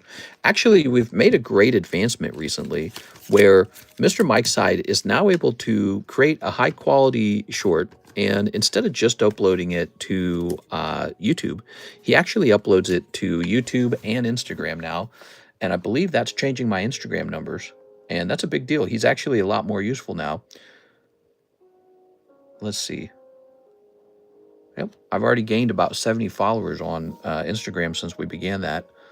And we've had, let's see. Well, this video got 14,000 views. Is this mine or one that he posted? I think that's one I posted. The best video he's posted so far was the Ditto peeling, which is at 4,600 now. But yeah, I mean, all this time, he's made hundreds and hundreds of shorts that were never being reposted to Instagram. And that was probably a really big mistake not to do that, because it means I failed to grow my Instagram account. But now what we can say is that mistake is over. So starting at this point forward, we're going to get it growing.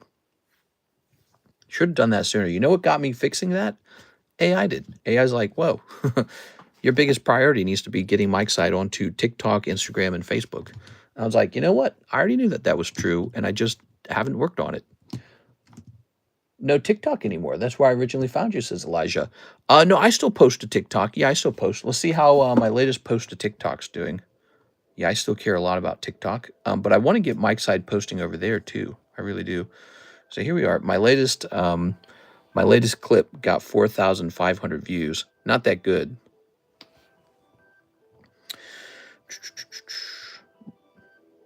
Just looking at some of my recent videos. It's tough out there, you know, making content. It's tough out there. Here's Eradicate 9. So he's Eradicate, and he's going to be for 20 bucks. There it is. And then here's a Geodude 9. How much credit do I have? It's been a while, says Tammy. Yeah, let's take a quick look at that.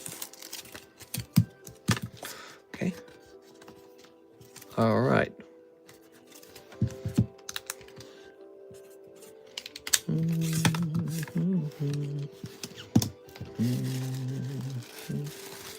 Miss Tammy. Here it is.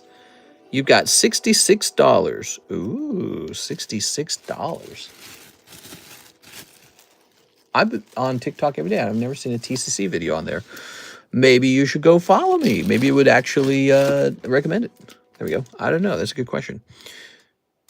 Oh, look.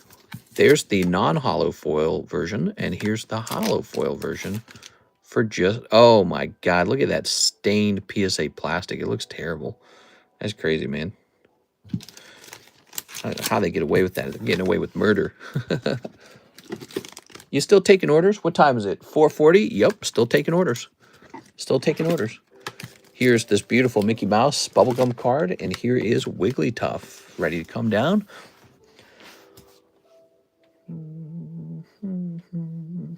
Okay, I'm up $2,500 on coal stock, 2,500% on coal stocks. We are big coal. Yep. Okay. All right. Fill these down. Now we are going to run into this problem where I have too many slabs going into these slab boxes. I have to have a solution to this. It's got to be slab sorting. Oleana, there's another Pikachu, and here is a Latios. Beautiful card. It's 6. She's squeaking. Hey, 6, how are you tonight? There we go. Why is coal moving? Winter season? It's because the cost of energy is high. So, and people are buying coal companies are buying coal to create energy, and probably certain leaders like Donald Trump are saying, yeah, go for it. We're not going to punish you for that. Because he's going to say, oh, climate change is a hoax. Wow, I really like the way this looks. You guys notice this card looks really cool? That's awesome. Okay.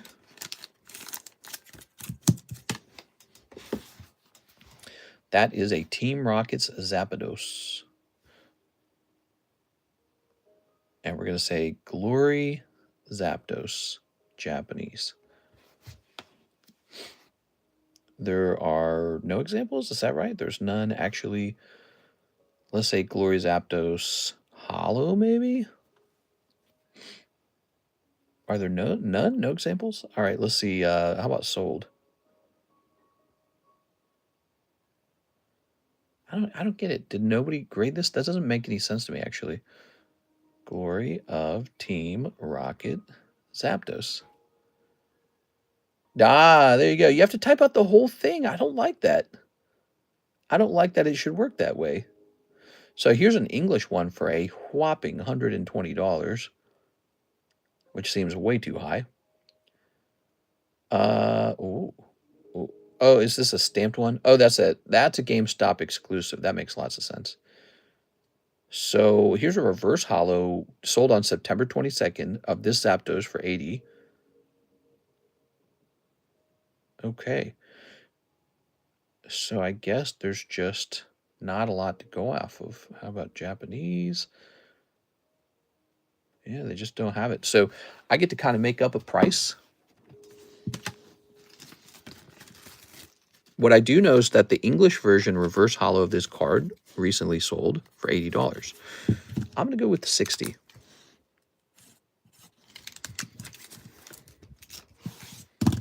And then here's this beautiful Espeon. Isn't that nice?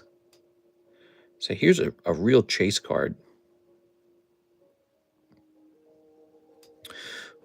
It would be interesting to host a $40 random pull box break, don't you guys think? I feel like we ran something like that in the past and it didn't do well. Like, here's the problem. Here's a problem with the $40 box like that. Imagine 2 or 3 big hits come out of that box. No one's going to want to buy that box anymore. I think that's the problem we actually ran into. Once upon a time, we ran the live customs as a shuffle box.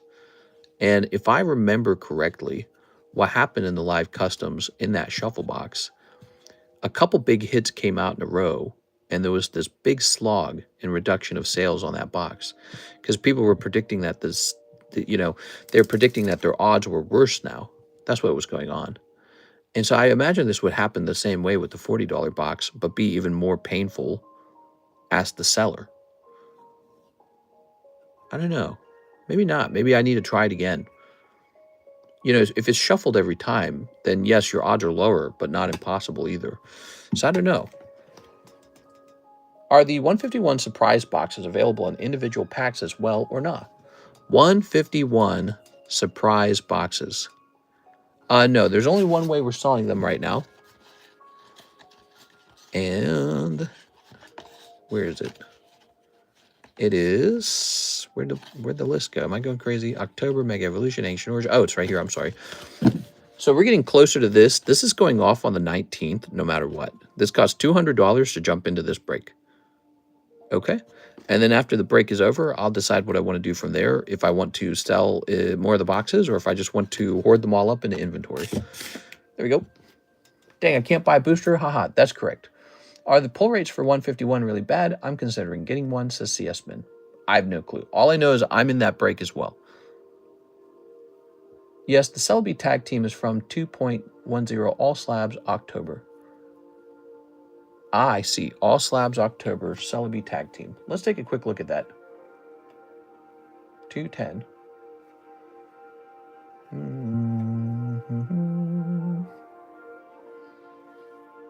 2.10. I don't know what 2.10 actually means. Oh, do you mean October the 2nd, maybe? So here it is. It's a Celebi Venusaur 9. And you want to trade the whole bag for it. I'm loving this music, man. It's cool music.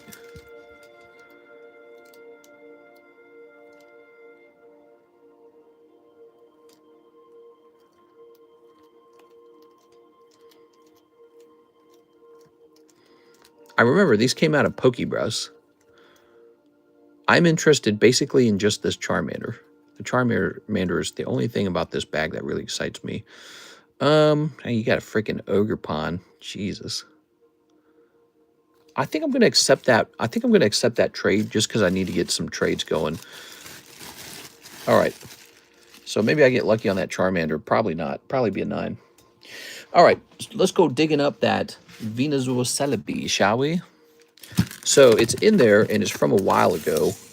It's a PSA card. This is going to be bad.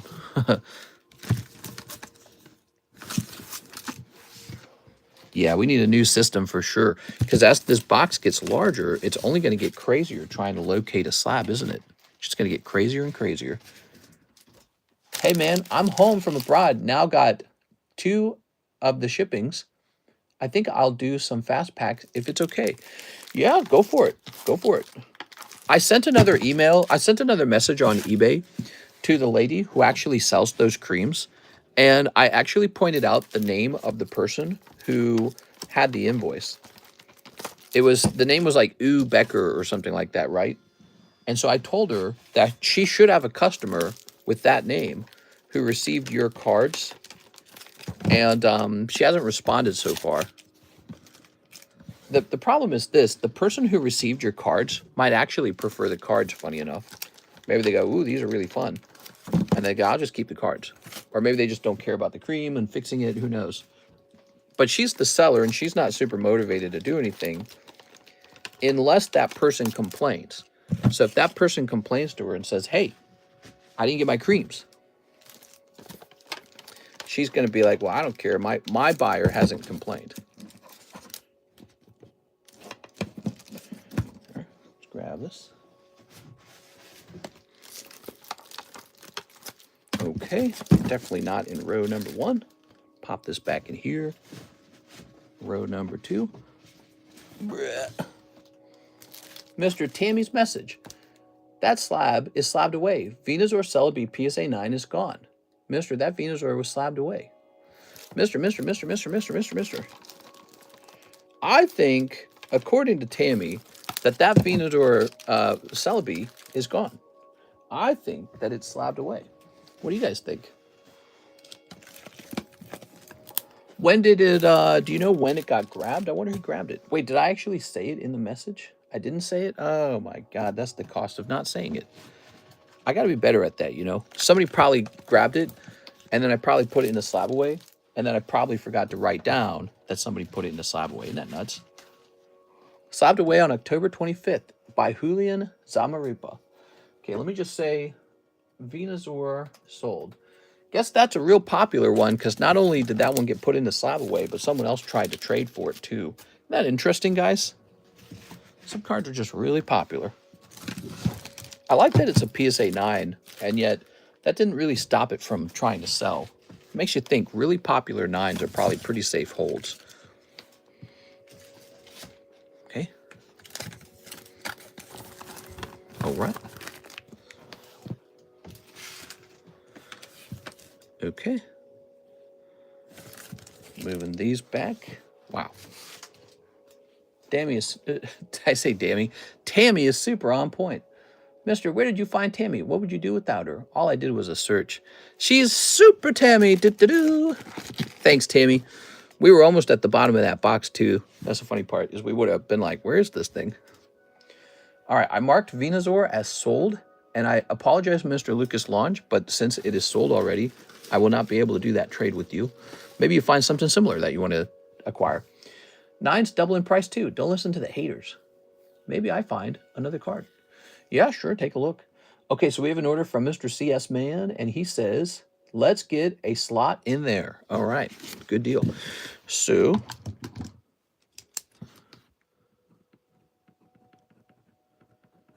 there it is, number 9. So we got Mike, who's new, TCC, Joshua Collins, Brett Love, Andrew, Isaac, Brett, CS Man. Okay, and now we have Mr. William Henry. He'll take a spot as well. So yeah, we're getting very close to the release of this item. And so, funny enough, it is now filling up. maybe having like an indefinite, open-ended, like when there's a finishing date and people know when it's going to go off and they know it's going to go off whether it fills or not, maybe people are actually ironically more interested in buying in. Kind of an interesting concept, right? Okay, now we have Mr. Jonas, Inferno X times 3. You got it, Mr. Jonas. Mr. Jonas. All right.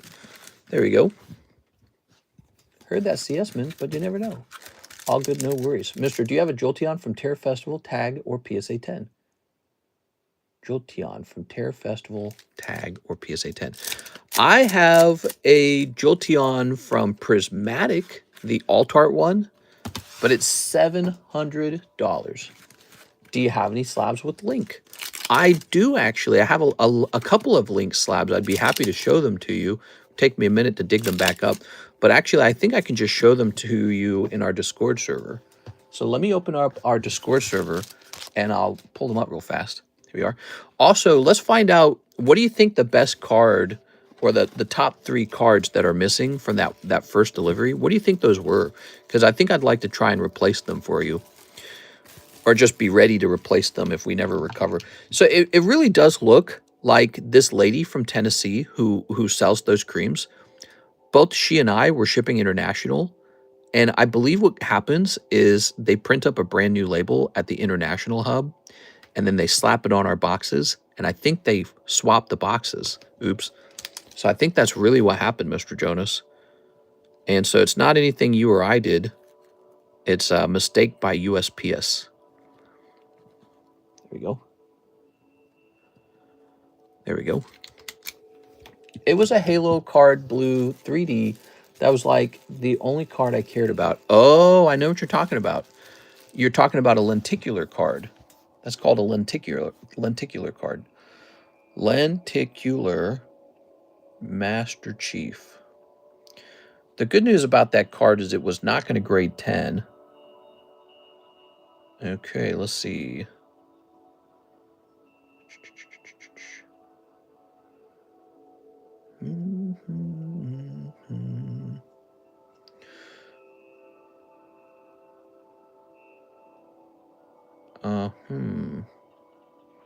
There's no sales of that card recently. And then there's like 1 or 2 guys that want to sell it, but they want like a ridiculous high price on it. Maybe I just open up more of the Master Chief cards. Oh, he's got more than one of them. He's got 8 of them, but he wants like $250 per card. That's just way too high. You get a guaranteed lenticular card out of the it's a 6-pack set, and you get a guaranteed lenticular out of it, and that's what you pulled. And then again, you won't get Master Chief every time, so it's tricky, isn't it? I have to think about it, okay? How does that happen, and what are the odds? That's wild. So it seems to be extremely rare. We've shipped a lot of international packages, but I'm really confident that this was not... so I'm really confident that that's what has to have happened. So I realize, when we print an international label, it's a label always to the same place, the international hub in Illinois. And I'm betting that hub is the same place that this lady from Tennessee has to send her international packages when she sells an international item. And I believe that hub then creates a country-specific label for their sort of like, delivery system. And then it travels overseas at that point. So they probably are never supposed to mix the labels or the packages in any way. They probably have a concrete way to avoid doing that. And this must be a very rare scenario where it did happen, though. That's my bet. Bro, don't worry. Yeah, what I might be able to do for you is pull you a fresh lenticular. We'll have to see. I'll look into it. Let's see if we can pull you a fresh one, maybe. Let's see, Miss 6, 2 Gem 2. I'd like to take a stab at that at least, because even if we don't pull the right lenticular, I can just send those cards off to grade or something. Gem 2, we gotta get fresh bag, I believe. Okay. We gotta reach way back here for that.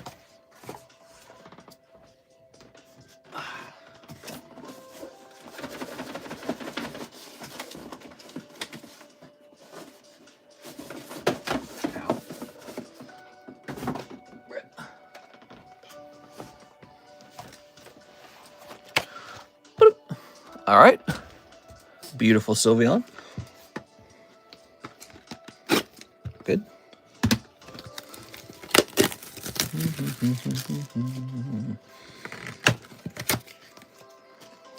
What does tag grade cost?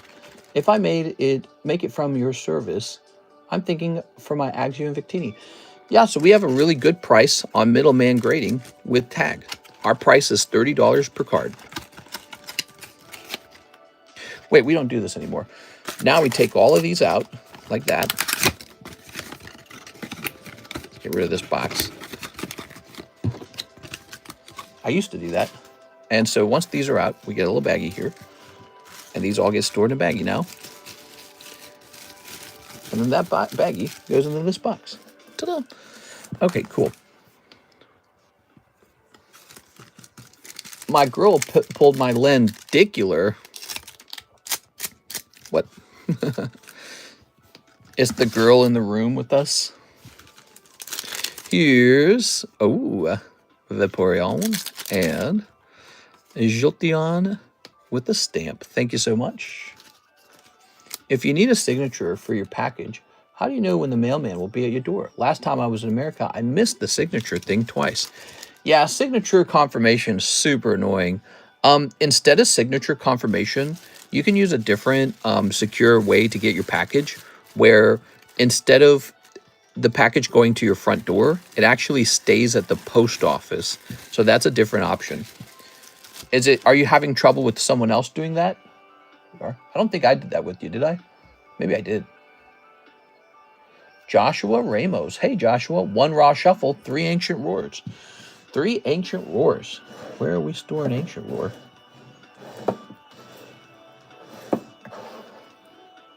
That looks like it could be Ancient Roar, but I don't think it is. Nope. Not Ancient Roar. This looks like it could be Ancient Roar as well. Nope. That's Hot Wave Wind Arena. And this looks like it could be Ancient Roar. You said how many? 3 of them? Nope. That's Pokemon Scarlet. Wow. There's too many packs that look like Ancient Roar. I think I'll get a fresh box of Ancient Roar. I'll be right back. Just for the future, it was your package to me, funny enough, back in August.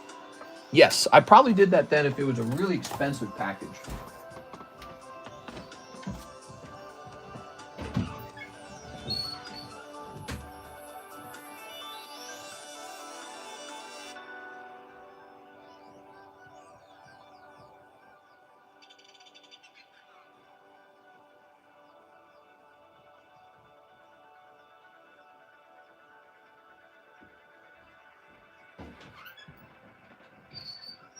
Closing this. All right, here we are. Good. Look at that. Ancient Roar is that when a cougar sees a 20-year-old man and calls to him. What?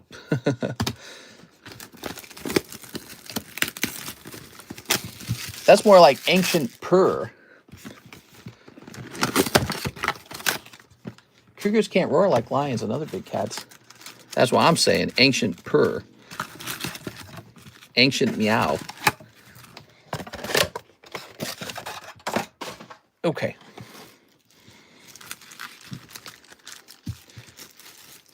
This goes into a nice little bag.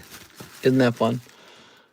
And which of these boxes shall it go into? Let's put it into the further box. The further away box, which means unpopular. Because we don't open this all the time. Good.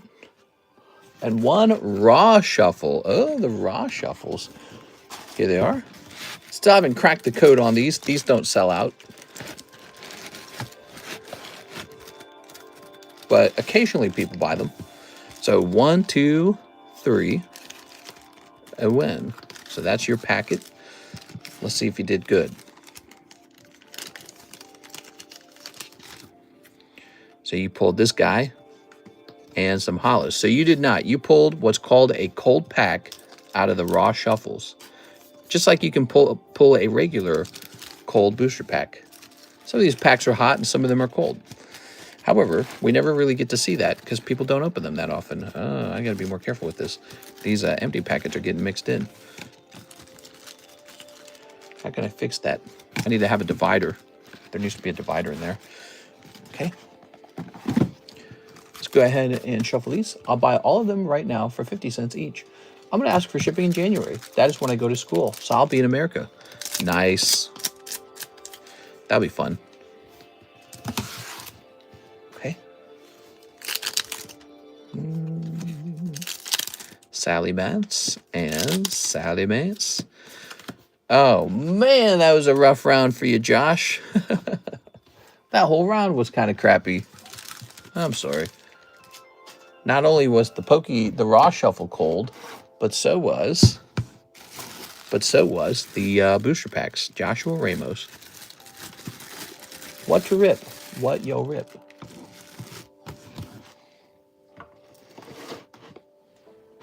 Should I have a recommended list, do you guys think? If I recommended products for you guys to open up that I thought was better to open, would it affect your buying habits?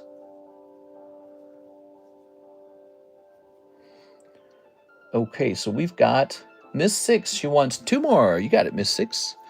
All right, 2 more of these lovely gems. Let's go ahead and rotate this, by the way. Here's Tyranitar. Here's a nice Pikachu and Lugia. And here's a nice Snorlax. Ooh. Shift this camera a little bit. There it goes. Yeah, probably. Yeah, that would be nice. I was just going to ask, are you going to be in New York? I recommend the Tenga spinner that has the diamond shapes on it. What? Did you just say, Brucey? Mods! All right, so here's... Ooh, Umbreon. Lovely. Ba-doop. And here's... Oh, stamped Umbreon. Can't go wrong with the stamped Umbreon. There we go. Congratulations, Six. I'm in CT, New York. Ain't that far from me. There we go.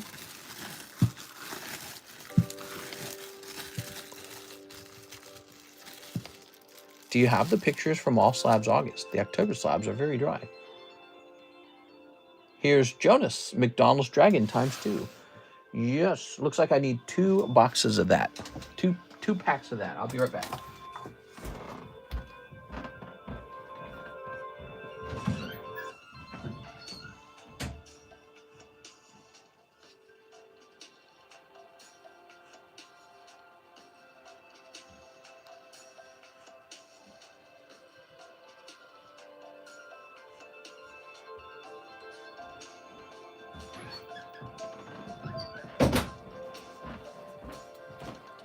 All right, ready?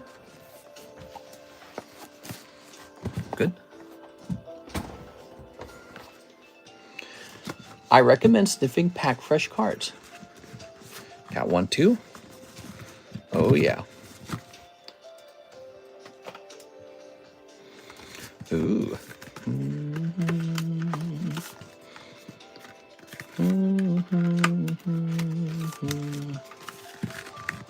Tossing these. Mr. Jonas. Here they are, McDonald's Dragon ×2. Very good. If they introduce English Burger Chew, does that mean all the Japanese Burger Chews would be cooked? We are Roaring Moon. Ooh. Imagine they introduced English Burger Chew and they made it holographic. How insane would that be? And Dwagonite. It's Dwagonite. You got to come up to New York so we can all meet up. We are. Well, I haven't been to New York in so long. I told you I spent a week in New York when I was about 15 years old. It was a whole week in the city itself. And it was pretty cool. And then I just haven't gone pretty much anywhere in a while. That Roaring Moon holo looks different. Mister, which mountain range is inspired by in the Ice Rider Calyrex from Master Radiance? That card takes my breath away more than any beautiful woman's feet. Ain't that comedic? Pour money into Shining Fates. Does nothing in value. I miss Paldean Fates, and it rockets. Ain't that comedic? I poured money into Shining Fates, does nothing. It doesn't go up in value. I miss on the Paldean Fates, and that's the one that rockets, says Austin. Yeah. You know, sometimes, Austin, the trick is to just buy a little bit of every set, and then you get like an average return. Any interest in my bags? I know you need trading fodder. Lots of evolutions. Okay, Six would like to take a look into her bags, perhaps. I know you've got a lot of stuff, and I'm totally open-minded. What are you interested in trading for, though? Here we go. So lots of hollows. I have to be careful here because if you trade me back, let's say evolutions from Gem 2 for more boxes of Gem 2, there's kind of a formula to that where I'm better off just opening up my own Gem 2s. I learned that with Brandon Wong. Remember Brandon? Brandon would do this behavior where he would open up a lot of my girl cards, and then he wouldn't like his pulls, and he would trade them back for store credit, which he would then just spend on more of the girl cards. And I did a little bit of math in my head over the long run, and I realized, oh my gosh, I could have just opened up my own girl cards and done better than buying back his junky girl card pulls. So I was losing money on those trades. It didn't look like it, but I was, because he would scrape out and keep the hits and sell back the B cards. Man, that is a lot of cards. Six, you definitely have a lot of cards. It depends on what you'd like to do with them. I'm very open-minded to a lot of things. Here we are. I want cash if you have interest. Oh, cash. That's tricky. So there's probably a price I would buy the bags at. Here we are. Yeah, if you're wanting cash, cash is the thing I want to part with the least. Here we are. Cash is the hardest thing to give up because that's not a trade. That's actually a buyback. What is this, by the way? Just some junky cards? What is this? Oh, yeah, I got this with something. Who gave me this? I don't remember how I was... I got this along with some of those sketch cards. That's what it was. Somebody gifted this. A person who I bought the sketch cards from gifted me this. I have to get rid of that somehow. I'm okay with what price you want. You know, I really don't know. I would be okay with not buying them. So let me set them here. Did we see both bags already? We saw both bags, right? So we saw what was in here, right? I think we did. Yeah? Oh no, we haven't seen this one. Here, let me see what's in this one. All right, you ready? So a ton of hollows. Jinx, Starmie, Doduo. Got a nice little... This is Chinese though. That's a Chinese one. There's a little Sadik. Wah. So it's very tricky because I would just be better off opening my own product than buying these back. At a certain price point, these become better to purchase rather than to open. Here we are. All right, very nice. So I have to be very tricky. I have to be very careful with that. It's very hard to calculate. I don't know what the right formula for it is. My brain knows there's something wrong with it, though. There we are. Okay. All right. I think it's because it takes so much money and so much time to actually... So, like, if I buy those bags back from you, I really do have to process them and grade them. And if it's just like a couple Chinese Gengars, it could be really tricky to get your money back on a couple Chinese Gengars. Use your noodle. I do have a noodle. I got 2 noodles. Let's see. I get in trouble when I use my noodle. The most common formula that card shops use is 2 cents per hollow bulk. Oh, 20 cents per hollow bulk. Piasso says that's straight bulk. Not necessarily. You know, if we did a bag sort, actually, it would be easier to understand. Here, Six, let's do a bag sort for you. You've spent a lot of money here. Let's get a quick bag sort. So you're offering a trade. So let's do this. Let's get these. Let's get 3 tiers. Okay, we got pure hollow bulk, and then we got Chinese hollows, and then we've got actual hits. Okay, you ready? I'm gonna count this as sort of like in the middle pile. I really don't think that that's worth very much. Okay, you ready? Yeah, the Gengar deserves to be over here. I like the little Psyduck. I don't think he's worth that much, but I like him. He's cute. All right, little Chinese Charizard. He belongs over here. All right, Genesect. We could put him over here begrudgingly. He doesn't really belong over there. Okay, so those are important to distinguish the English cards there. Okay, I like this little stamp. That's kind of nice. I think you just got that, actually. This card just belongs over here, but I don't want to separate him from the rest. Okay. And then you got like some of these. Yeah, let's see. Grab this, grab this. Got a little Pikachu non-hollow. Gengar we like. We like Gengar. He's good. Okay, a whole bunch of this. We got some of these girls. Set that over there. So that's baggie number 1. Baggie number 2.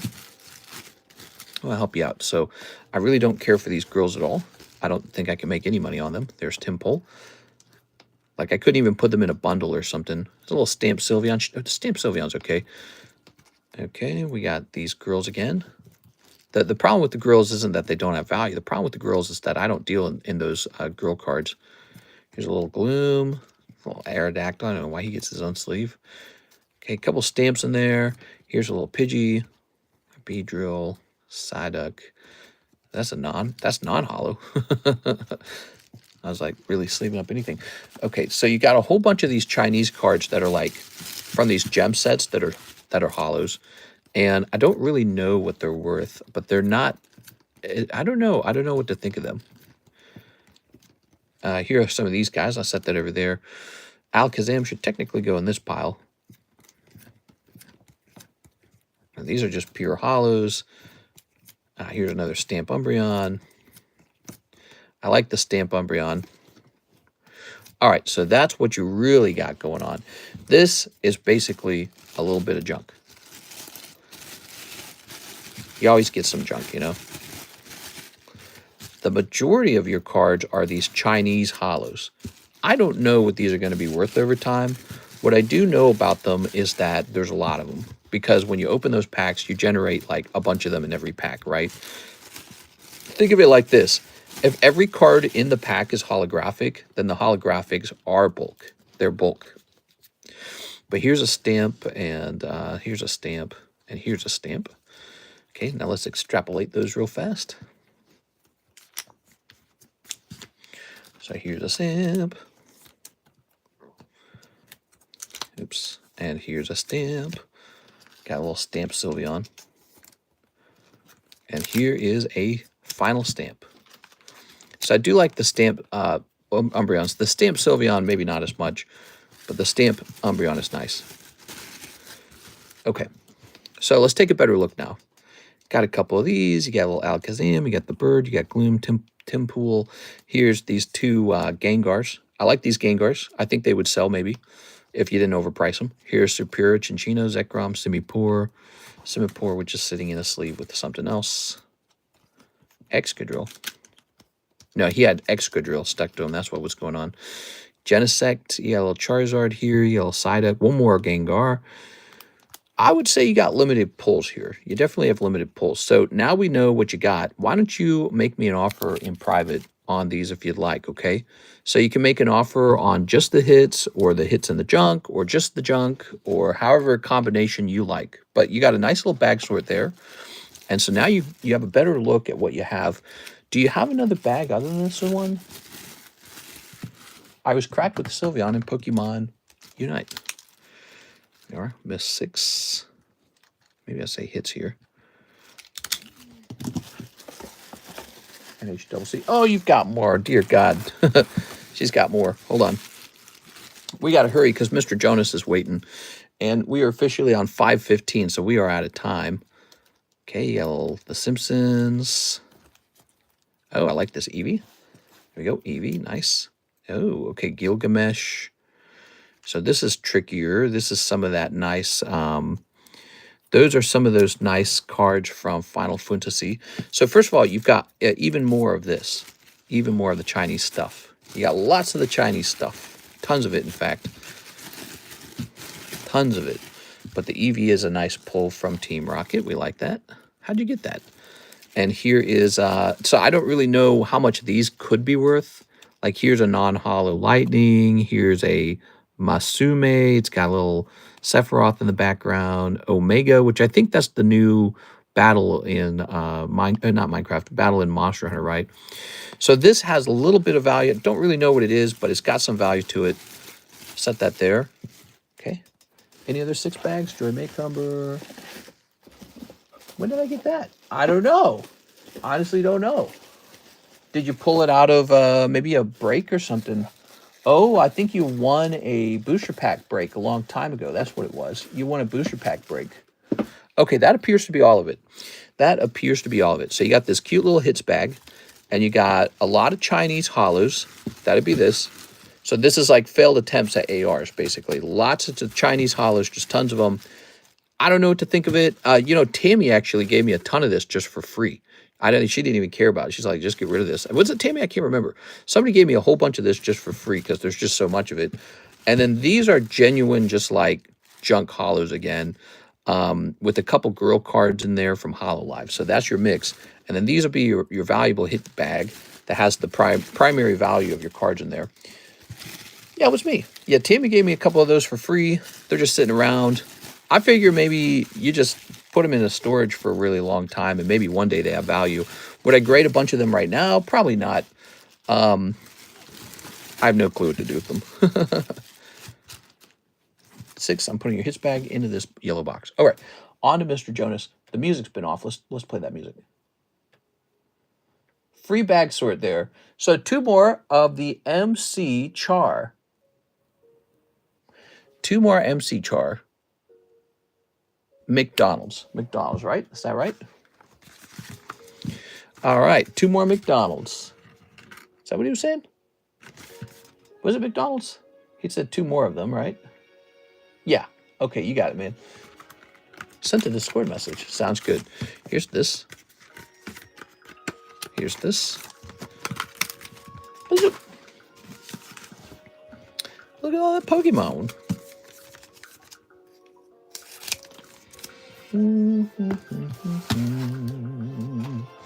Ooh. Here's Koraidon and Hydreigon Charizard. Look at that nice Charizard. So you get the nice card in the background there too. Umbreon? It's not bad. Look at that Umbreon. Cool. Here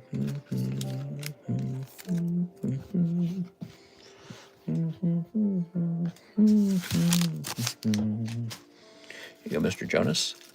I wonder if I could really like hire somebody who I could just send all my 8s and 9s to, and that person just finds a way to liquidate them. There we go.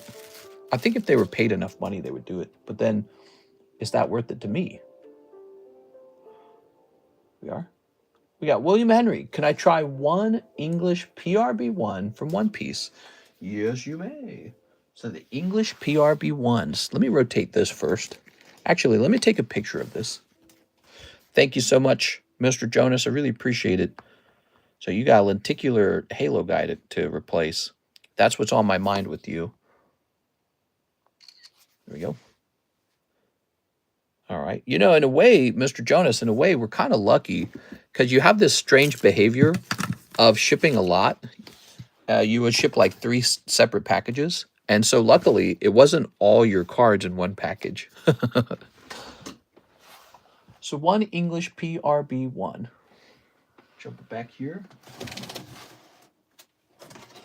There's the English PRB1. It's almost time for me to place an order for EB3. How much EB3 you guys think I should buy? It's old, Astara. I like to Lugia Topps card in the back. This one looks so interesting. I would be happy to sell that or trade that. That is from Topps the Movie 2000. The original price on it was $90. $90. And I lowered the price for a quick sale by almost like 50%, right? Where'd I just put it? We want a fast sale on that card. We want a fast sale on most of our cards now. Yes, so it's half off. That's 50% off from 90. And we did that not because we want to be the same price as eBay, but because we want to start getting cards moved. There it is, Pokemon the Movie 2000. Now, if this doesn't sell, I just put it on eBay. Boom, problem solved. Okay, give me a second here. William.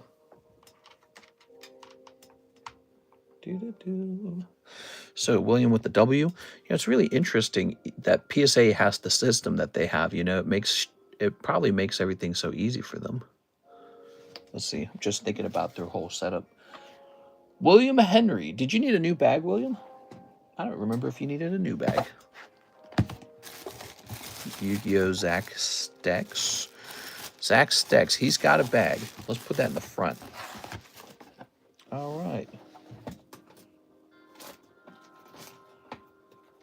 Ugh. Here's a William Wafter, Victor William Henry. Here it is. Thank you, William. Appreciate it. No manga in there, but those mangas are a big deal, aren't they? No, I should have a bag.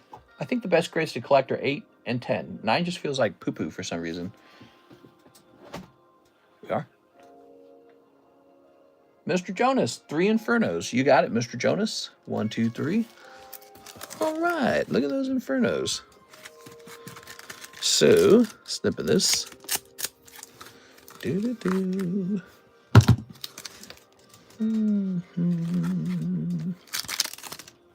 Cold. Holographic Ambipom. And Pommy. I'm Jonas. No, I'm Jonas. Do you have any tag 10 of the movie? I would love to add one movie thing to my collection. Tag 10 of the movie. Now, what do you mean by that? Oh, tag 10s like that? I have a really prestigious collection of Pokemon the Movie 2000. And in fact, I do have some of them for sale. And they were priced up, and then I set them somewhere. Where'd I place them? Hold on, because I'd like to show that to you. If you're interested in those, I'd like to show you so that you're aware of what I have. Wait, what's this? These aren't even in a sleeve. Gosh, I just moved everything.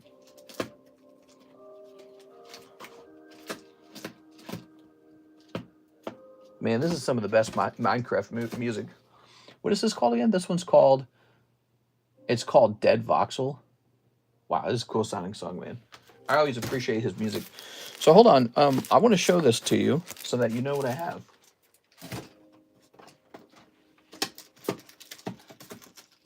Ah, are they back here? They might be back here. Give me a second. Might have found them.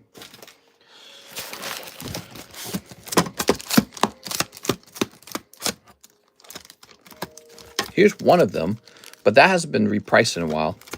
So I found one of them, and that one needs a repricing. Where are the others? And they would have been on this shelf, and then I would have moved them out of here.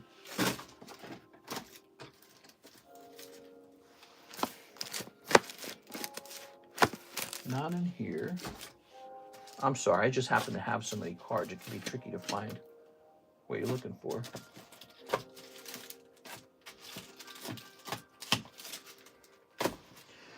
Okay. Did I place them over here? No. Oh my God, it's so annoying. Actually, oh, I think I know they might have been placed over here. I think I have to stand up for them. Is that right? No. Although that was a good guess. Oh my God, it's frustrating. I would like to show these off to you. They're really good. They're Pokemon the Movie 2000 PSA 10s. So they're all very viable for purchase and long-term holding. But I would have to know where the heck they went off to.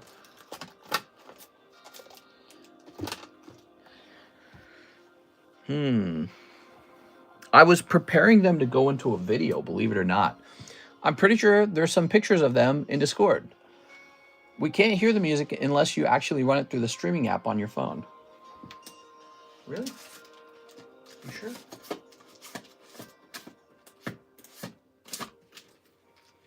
I could go through oh, there they are. Oh, I found them. Why'd I place them in here? They don't belong in here. So they're in a place they don't belong. That's the problem. All right, so don't worry about this one because this one needs repricing. But here we go. So these have been repriced back in September. So could it get worse? Pokemon the Movie 2000, Pop 5. The Tumultuous Waters for $4.50. This one is the Flute. So that's Ash's girlfriend playing the skin flute. Here's Pokemon the Movie 2000, a Pokemon Wonderland. I like that one a lot. It's got Squirtle, Pikachu, and Psyduck. Here's Releasing the Titans. Pretty cool card. Moltres card. Here's Pikachu's Rescue Adventure. This is kind of like the short film or something that played before the main film, right? Now look at that. There's the actual Lugia checklist Awesome. He's a non-hollow. If I had a hollow 10 of this, I'd probably keep it or charge like a couple thousand for it. And then here is A Mother's Concern. There's Ash's mama. And then here's Ash's two girlfriends. And one of them's third wheeling. There it goes. Okay, so I got a couple of those. Were there any others? Did I miss any? Oh, there might be more. Hold on. Oh, the surprise Pikachu one. I love this one. Okay. So I love the expression on Pikachu's face in this one. This is called The First Temple. By the way, look at this PSA slab and compare it to Tag. Look how there's like splotchiness on the slab. That's not the card underneath. The card underneath is brilliant, but the slab itself is terrible. That's too bad. That's all on the slab, not the card. The card underneath is perfectly clean. I love Pikachu's expression here. Yeah, it's too bad about PSA slabs, huh? Their slabs are so splotchy and gross that way. And Tag Slab doesn't have that problem at all. 151 is the floating Pikachu Chinese exclusive set. Ash's girl is a teether. I can tell. Bros run if she's heading your way. A teether. All right, there we go. What are we talking about? So inappropriate. We would never talk this way. We're a Christian Minecraft server. Well, let's go ahead and hit refresh one more time. It is 5:28. It is time to wrap up, guys. We're going to be back on tomorrow for the Wednesday daytime stream. We also have this giveaway running, so let's wrap that up. And then let's see. We have Josue Rodriguez. He says, for the Topps Lugia, I should have some credit with you. Oh, really? So this guy's sold. Let's go looking. There it is. All right. So, yeah, we did a full $45 off on that Lugia. It's just time for him to go.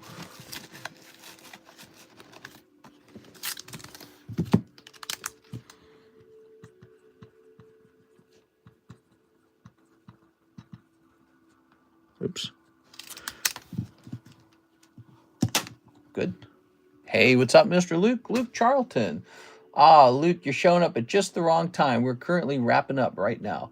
So here is Puzzles Are Hard.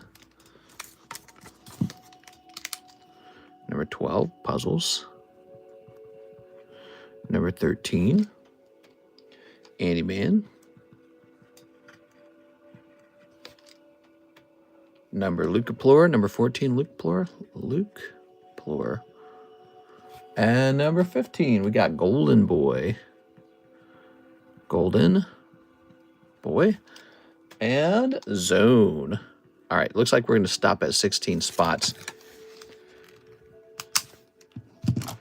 Okay, ready? Landing on 14, which is Lucaplore. Is that Lucas Launch? Let me know if that's Lucas Launch. Let's go to Discord and take a look at Mrs. Six's offer real fast. So 6.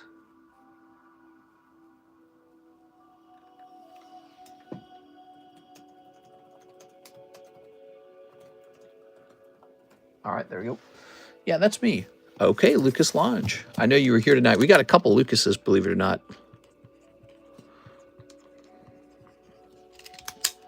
Okay. All right, 6. I'm going to take that offer, but I'm going to actually make it a little higher.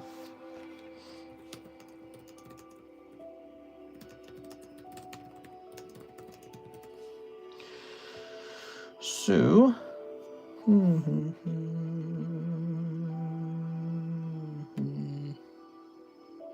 you have any more red poker card slabs?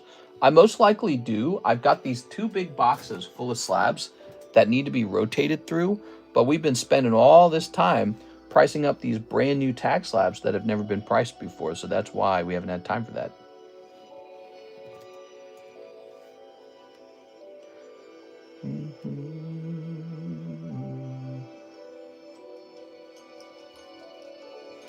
Okay, Miss 6.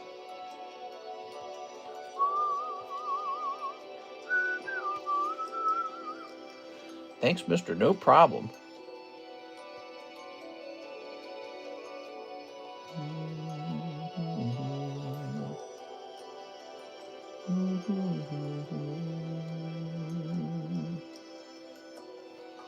Oh man, I love this music.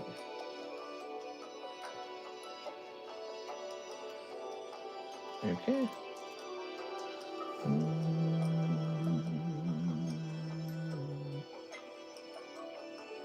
Boop.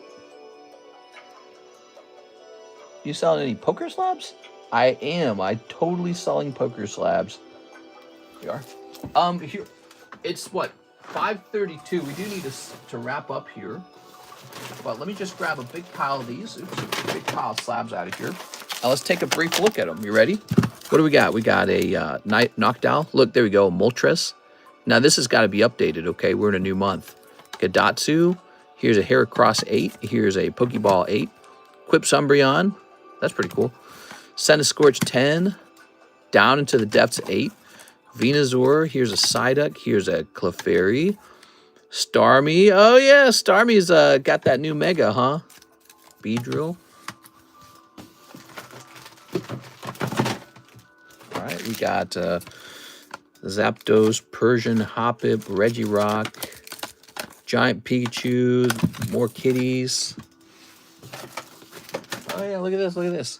I'm energetic from my 4-mile walk with my dog. Mario, Ace of Diamonds. That's pretty cool. Look at this guy. He got 9. I wonder how many tag slabs would upgrade into a PSA 10. I'm a little worried that they grade kind of harshly.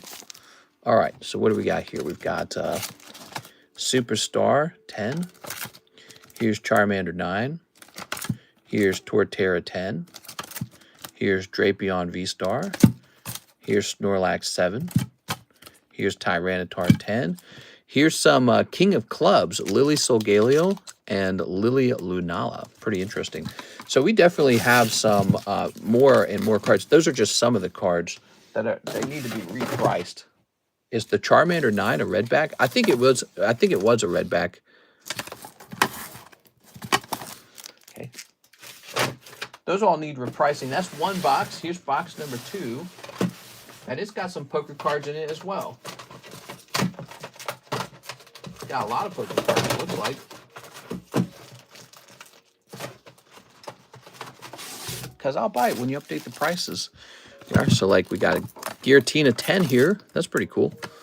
Look at that. Yellow Kadabra, red Dragonair. Ah, there's a red Charmander. But this one's very important. He has to be looked at for sure. Oh, look. Minecraft movie, Grimace Egg. We hide the back of it so you can't use the code because it's got an active code. Here's Mario. Here's Golduck Yellow. Professor Oak Yellow. Here's a Squirtle 6. Vaporeon. King of Hearts Lily. Lots of cool stuff. Redback sounds a bit harsh. He's a redback. Well, shit. What's this son of a redback doing over here? PSA 10.